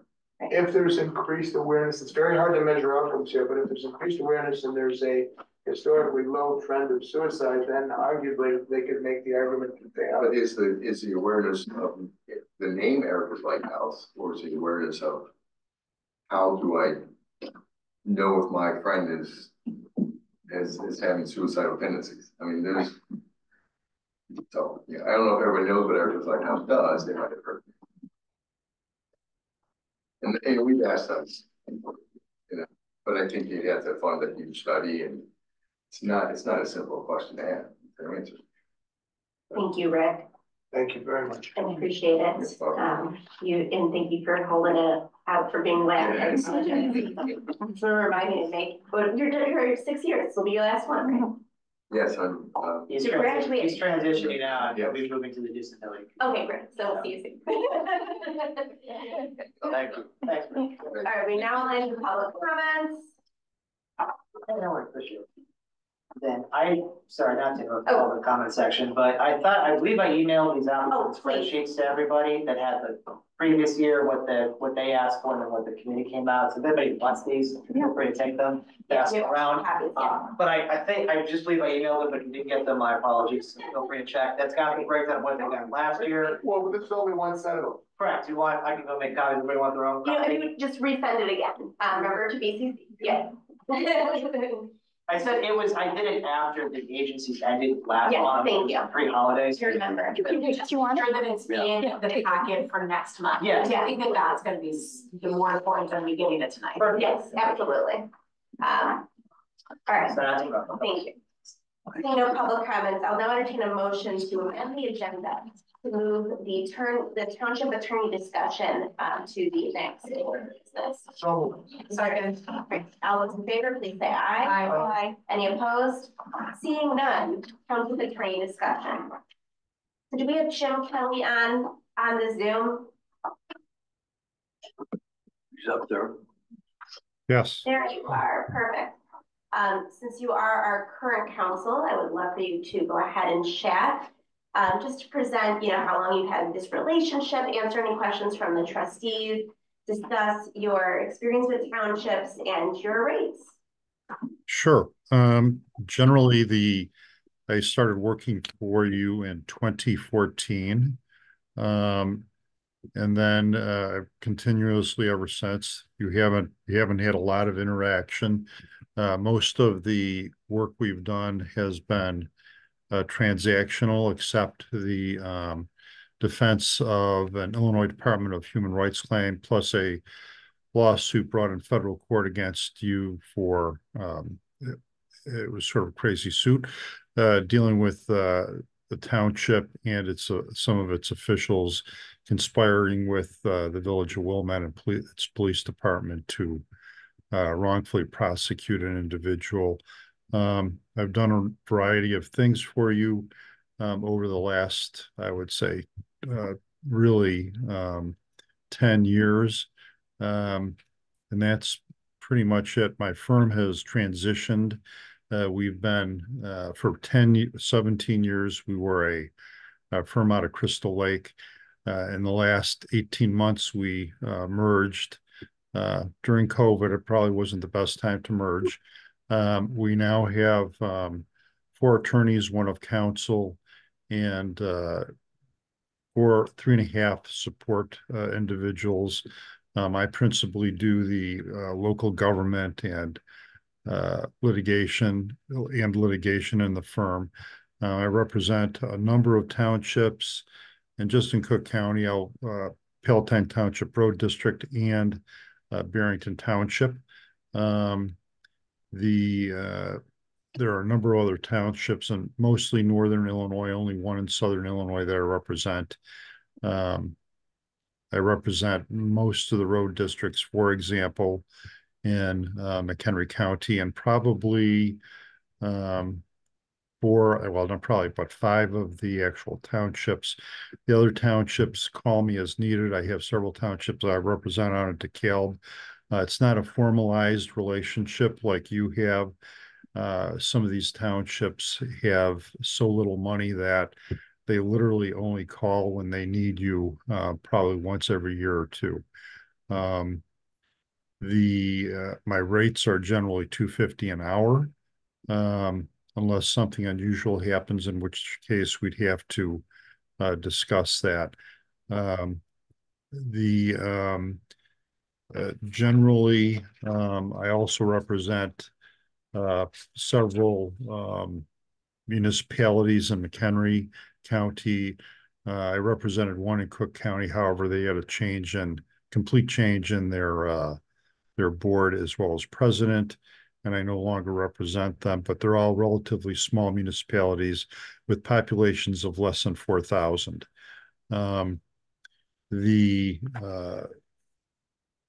That's generally the work I do. I also work for and represent two of the veterans assistance commissions in the state.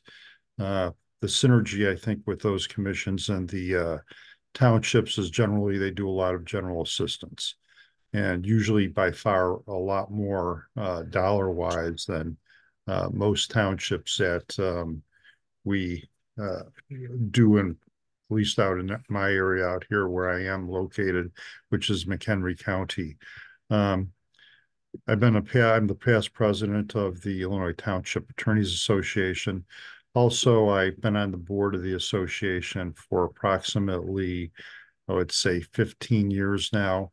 I've been the newsletter editor, as well as an active member of the State Bar Association and the Local Government Section Council, as well as the about 8 years on the Assembly, Commercial Banking Section Council, and probably the most disliked committee of the associations. I'm on the bylaws committee and was helping write the bylaws for the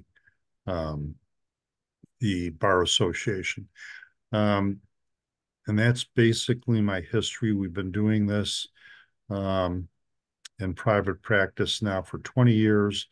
Prior to that, I represented the McHenry County board as their parliamentarian for approximately 2.5 years. I did at that time a lot of litigation dealing with civil rights, land use. Most recently, my government litigation is mostly focused around land use, annexations, zoning ordinances. We just completed a case in March that took a life out of its own on it. It lasted for 5 years and ended up with 21 days of trial, and we prevailed in that. Do you have any questions for me? Do any of the trustees have questions? Have we always worked with Mr. Kelly on a pro rata basis, or has the firm been on retainer? What has been our financial relationship? We've been paying out. Paying out. Yes. There's no retainer, if that's what you're asking. We don't. We're not spending down a retainer. Yeah. Do you want to give kind of, we chatted on the phone about your explanation for, what you saw as the personnel policy revision assignment. And, yeah. That was sort of an odd, we took your personnel policy, and I know you had one well before I started working for you. I was asked to make some minor revisions, bring it up to standards. Most of my changes dealt with your sexual harassment policy and to a certain degree, wage and hours. Unfortunately, when we worked on that, the document we used from the township, we had to convert to Word, and that literally turned into a nightmare, and that every time we made a change, the entire document would change. And for whatever reason, we ended up retyping it at a certain point, and then forwarding it to you, I think, with a letter describing what we did.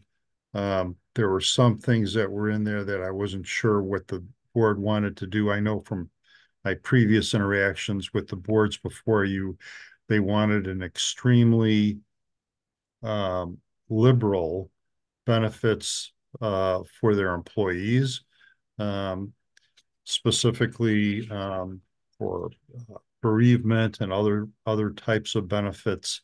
And that's pretty much what I ran with, is what you already had there. I didn't take my assignment as to change your entire structure for benefits. The benefits that I saw in there, I believe, were things that you wanted for the most part, as far as time off and things like that. I think the only recommendation that I made, and I don't know what you did with it in the end, was that I believe that you shouldn't have had a compensatory time policy, because that policy specifically, in your case, created a huge problem about 9 years ago, 8, 9 years ago.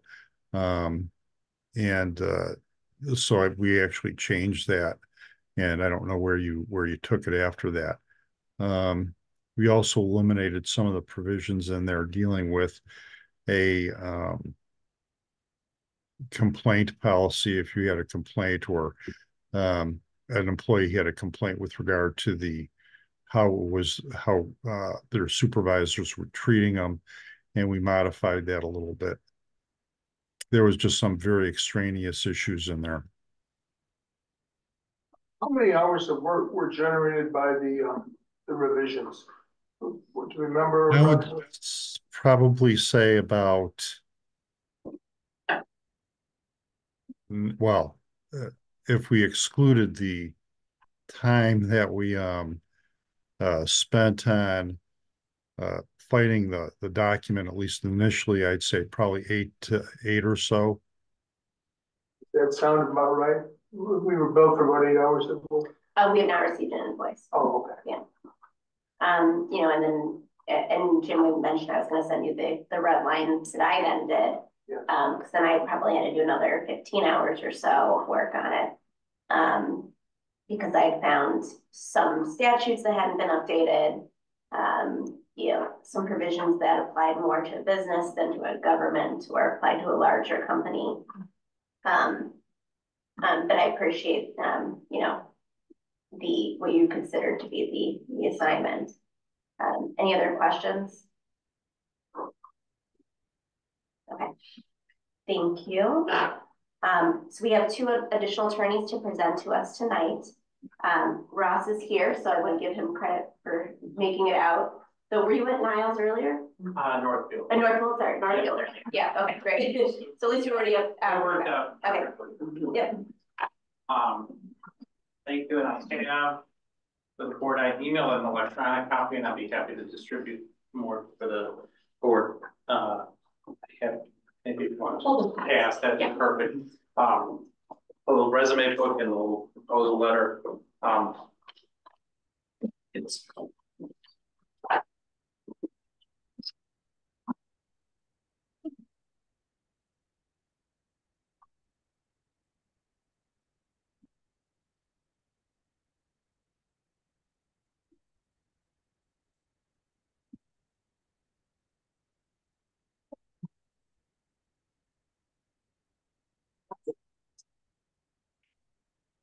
my associate, just, you know, Priscilla Santana, who I work closely with, is also on Zoom, just in case you have any questions as well. Wonderful. Welcome, Priscilla.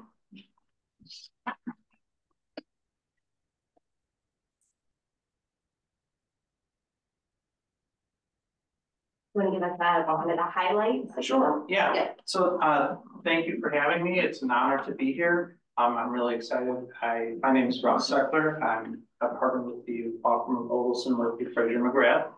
We are a local government law firm. We represent right now 9 townships, including the relevant road districts in all but 1, and as well as dozens of municipalities, park districts, libraries, everything under the sun, including special districts like the mosquito abatement districts, including the North Shore Mosquito Abatement District. In particular, we represent Niles Township and Northfield Township, or neighbors. So I represent those plans. So I'm intimately familiar with this area. I'm from Buffalo Grove originally, and I, you know, so I went to Stevenson. We interacted with New Trier all the time. There's only 2 schools that are that big, and so I'm here because I know your legal budget is small, so I'm not here to make a career out of being the lawyer for New Trier Township.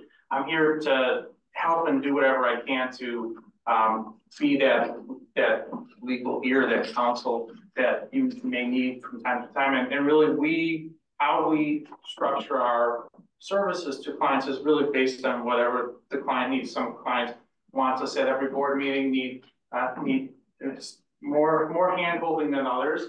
Others like to just call us when is needed or like to check in, and anything in between. I'm happy to come to. We're happy to come to some board meetings. We're happy to Zoom. We're happy to just be on call. That kind of thing. Ordinances, resolutions. We're generally on top of it. We maintain a list of our recommended policies, resolutions, and ordinances for all townships to consider, either ensuring that they actually have, because even most townships, especially I'd say that are kumbaya townships where everyone gets along, everything's good, which is great, which is what you want. You don't want to be in the news, especially for any bad things. And I'm sure you can just Google and find townships that are in the news for very bad things. And what I always like to say, most of the time I get well, we've been doing this for a long time, so why is it wrong? Well, just because you've been doing something for a long time doesn't mean it's right.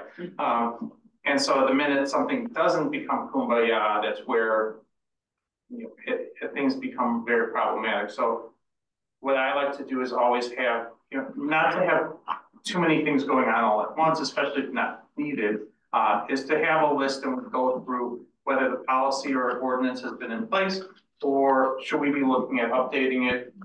For example, like the electronic participation policy. I saw in your minutes, you guys are on top of it, which is great. Just like minor things like, oh, let's add the fourth new reason that you can participate electronically when that comes out. Exactly. And certain things like that. And we're also on top of legislation and new laws. For example, we're helping a lot of our townships now implement something that we also helped get passed. Was there's a new law that just went into effect. It was House Bill 3942. And it allows you have boards to pass rules and approve certain expenditures from the General Assistance Fund for services in Section 85-13 of the Township Code. That was instrumental and extremely helpful for many townships that don't have that many traditional GA clients, but still have a lot of need. For example, probably like Winnetka Township or your neighbor, Northfield Township. And so that will help give a lot of flexibility. And so we're helping to craft and adopt rules, procedures. And it's really helpful when you guys, like Winnetka Township has a good committee structure or a human services type review structure that we can kind of implement that procedure. So that's some of the nitty gritty of what we've been doing recently, but we're on top of all new and major legislation. Every year and as things come out, we send out general updates. I am the vice president of the Township Attorneys Association, Illinois Township Attorneys Association, and and very active with that and with township officials of Illinois. We've often given presentations about township officers' powers and duties and other various aspects of township law. And I will often share those presentations just to my clients at no charge. We give update memoranda and other things at either no charge or very little cost.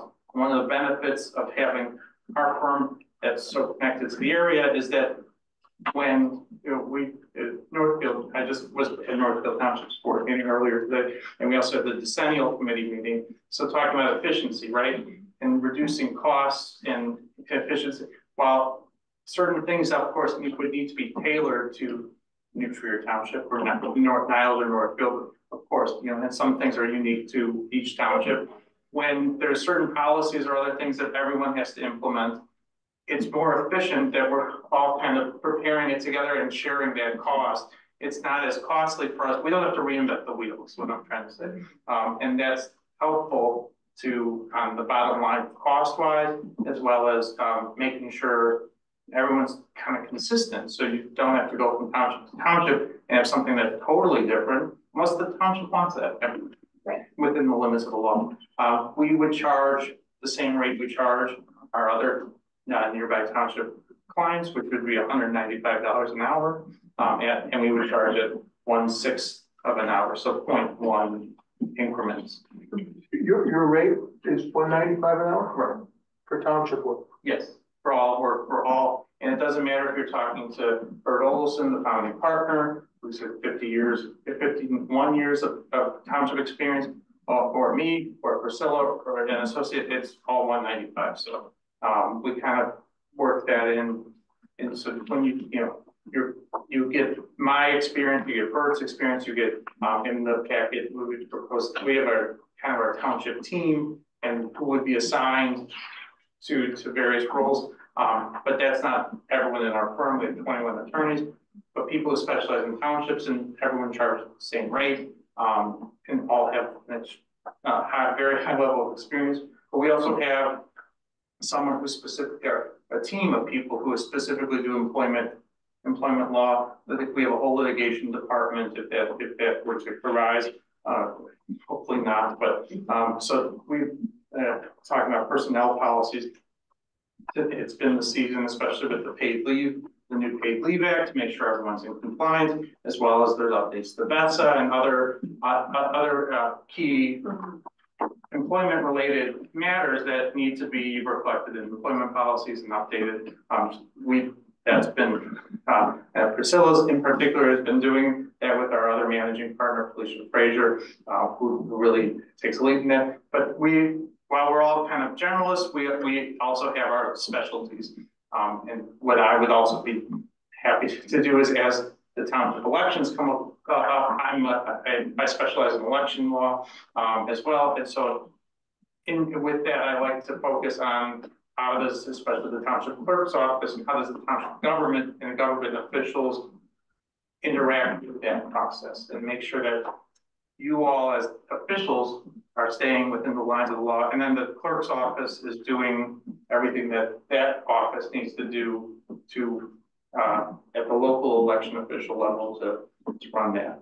Russ, how long have you represented Northfield Township? Northfield since 2021, since the new board. And how long Niles?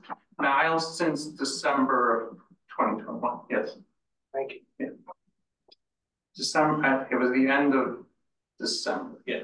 That's when Bonnie came in, right? So she came in a year before me. Yeah, she was a mid-year, yeah. She was a mid-year, but then she got reelected. Right. She got elected, then they kept their current okay. for a little bit, and then they hired. Ross, could we pay as we go with your firm, or do you require a retainer? That you would just pay as you go. We do for some clients, we have just like a monthly flat fee, but I really don't like to do some of that, because if we don't do any, especially it doesn't seem like you guys you rely on your attorney all that much. So that wouldn't really be fair to the township. I wouldn't want to do that. But we're flexible in whatever types of billing arrangements, especially if you're cost conscious on legal fees. However, I would like to be a little bit more involved than I think you've had your attorney involved, but you're still understanding that you want to keep legal fees and costs down. But we, whatever the township needs, we can give it. Essentially. Absolutely. Any additional questions for us? Thank you for being with us. Thank you so much for so patiently waiting this out. Please help yourself to a cupcake. Yeah. Carrie Lynn, sadly, when you come on Zoom, you get no cupcake. But thank you for joining me. Let me go ahead. Okay. And thank you for your patience. I'm sure this isn't your only, township meeting. It has gone a little long. So, but thank you, and for providing your proposal as well. So if you wouldn't mind just giving kind of the broad highlights as well, so we can get to know you a little bit better. And as you probably all know, you've got her book, for your handbook. Yes, sure. So I'm with Ansel Blank, and our law firm is about a little over 40 attorneys. All we do is represent public bodies and public officials. We represent somewhere between 70 and 80 townships, I think, and our clients are all listed in your materials, but we also represent a lot of public bodies in your area. We represent the village of Lake Forest and Glenview, West Deerfield Township, Highland Park Park District, the Glenview Park District, Lake Bluff Park District. We're special counsel to the village of Northfield, and we represent Kenilworth as well as the Kenilworth Park District. And one of the things that sets our law firm apart is that many of our law firms are actually elected officials, or not our law firms, our attorneys are or have been elected officials. I myself am a recovering township trustee from York Township, which is the Oak Brook area in DuPage County. Another one of my colleagues is also a township trustee. I have another colleague that's a park district official. And in fact, another partner is a park district official in the Northfield or Northbrook Park District. And one of my partners is the Speaker of the House right now. So we view government as what our life is, right? We are not just regular attorneys. We're attorneys that are committed to public service and improving government and really seriously anti-corruption in the state of Illinois. Now, we are also very active with the Township Officials of Illinois. And as your supervisor mentioned, I'm the author of the Township Laws and Duties Handbook, which I have written for probably 20 years on a voluntary basis. We don't get paid for that at all. The township officials get revenue from that. I'm also the editor the author of the Township Trustees Operation Manual, as well as the editor of the Illinois Township Supervisor's Guide, and I've contributed also chapters to the Illinois Township Clerk's Manual. I give probably 15 to 20 educational classes for TOI or different divisions of TOI each year. So they're regional educational sessions. I've done webinars for them. I teach for the township supervisors section, and then as well as the township clerks and sometimes the highway commissioners. And we do all of that just free of charge because we believe that educating public officials will really help improve the government in general. I'm the current president of the Illinois Township Attorneys Association, going on my second year. I tried to get out of it for the second year, but no. But we are very active and proactive. Like Ross said, I mean, you actually have a really excellent group of attorneys in this phone call here with you, Jim Kelly and Ross Seckler, and Priscilla also from Ross's firm is also on this call. And they're all very active in the Attorneys Association with us. And we try to be very proactive in identifying problems in the township code and then sponsoring legislation to fix problems that come up. Our goal is to try to keep township officials from being in lawsuits, and particularly in lawsuits with one another. Sometimes we're in cases where we have the supervisor suing a township or the assessor suing the township or the road district suing the township. And people don't like when tax dollars are spent on those kind of feuds. So our law firm also tries to proactively educate people. So we are the authors of the Municipal Minute, which is an award-winning blog that posts issues for local governments probably 3 times a week. And that's free of charge. So you're all welcome to sign up for that. And let's see, I think that is pretty much it. So our rates are $245 an hour for partners, $220 an hour for associates. And it, based on what I've observed from your meeting today and what I reviewed in your minutes, it doesn't seem like you really have an extreme need for an attorney to be involved in all aspects of your government. We have been involved in townships before where they're a mess and they need like daily advice from the attorney on how to run things. And obviously that's very costly, but it looks like you really don't have a lot of significant legal issues. And you just acquired a building, I think. Did you acquire a building from Northfield Township? Oh, no. I think there was some confusion. There was one of our agencies acquired a building. Oh, okay. Yes. All right. And I can see that you're very committed to social services by listening to what happened earlier today. And I'm glad that you have that process for reviewing contracts, because a lot of times townships think they can just give away money, like make donations. And we were trying to educate them that they can't do that. You have to follow this process and you have to award social service contracts. And then when you partner with entities like that or other local governments, that just helps a lot of township government generally. But I'm happy to answer any questions that you have. What's your partner rate? $245 an hour. 245, thank you. Yeah, it's on the last page before the client list. And Carrie, then we could pay as we go. We don't have to retain your firm. Yes, that's correct. Any additional questions? I certainly recommend everyone sign up for Municipal Minute. It's very good. So, thank you. Especially the FOIA stuff. FOIA and OMA stuff is really interesting, and continues my policy of just don't use closed session as much as you can, so you don't get in trouble. Anyway, I very much appreciate your time, and Priscilla and Jim, if you're still on, thank you as well.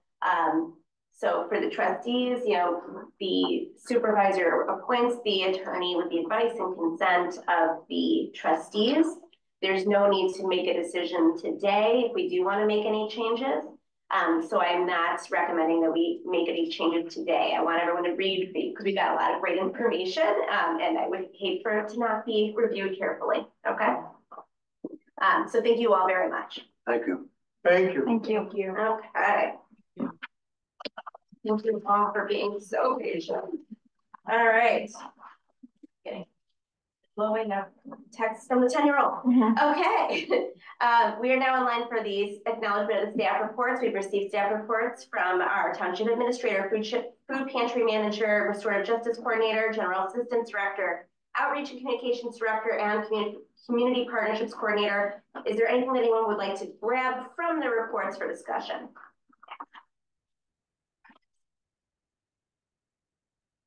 I'll just note, you know, how, oh my gosh, she's going crazy. How well our holiday programs went, and obviously the increase in use for all of those. Do note some of the specific dates in Melanie's report, because there's some great special events coming up, including what I'm super excited for, which is the mobile DMV event, because I need my real ID, and it's going to actually have real ID processing. So cool. Do it. But we've got some great programs coming up, and a big emphasis for the staff has been the recertification of the food pantry clients for both their residency and their income eligibility. So we're working very carefully on that. Seeing nothing else. Personnel policy manual exhibit review. You have a copy of the confidentiality and non-solicitation agreement that I intend to append as exhibit D to the personnel manual. It is adapted to township needs, and making sure that we aren't restricting any kind of free speech issues that would come with a, you know, off the shelf confidentiality agreement. So, you know, feel free to take a look at it. If there's any comments, concerns, please let me know. This is more for employees than for the employees, yes. Right, not for each other. Not for you. Right. So I wanted to make sure that we were doing that balance. It's just about employee information and client information, essentially, because we don't have proprietary information, and obviously pretty much everything's FOIAble. So other than that, right? You know, I don't want any kind of chilling effect. Are you going to present the manual in its entirety next? So then I'll PDF it with the exhibits. Exhibit E was the other one that was missing. That's literally just the conflict of interest policy that we adopted. So it's already been approved. So you different from this. Right. The conflict of interest policy that we had. Thank you. Exactly. All right. So then we can PDF the whole thing together and have a full document. Okay. Any additional new business? Congratulations to Larisha on throwing a wonderful holiday party. Oh, thank you. We really enjoyed it. Thank you was a for great organizing time. that request. Gail, I have a question. What happened with the levy? How did it get approved? Yes, it's been filed. Yes, Okay. we're fine. Just double checking. Yes, isn't that nice? You don't have to worry about it. But This is not for everybody, but the angel fund, you sent out that yes, date, I've and got I it. never heard anything further. Yes. Okay, just checking. It's been a lot going on.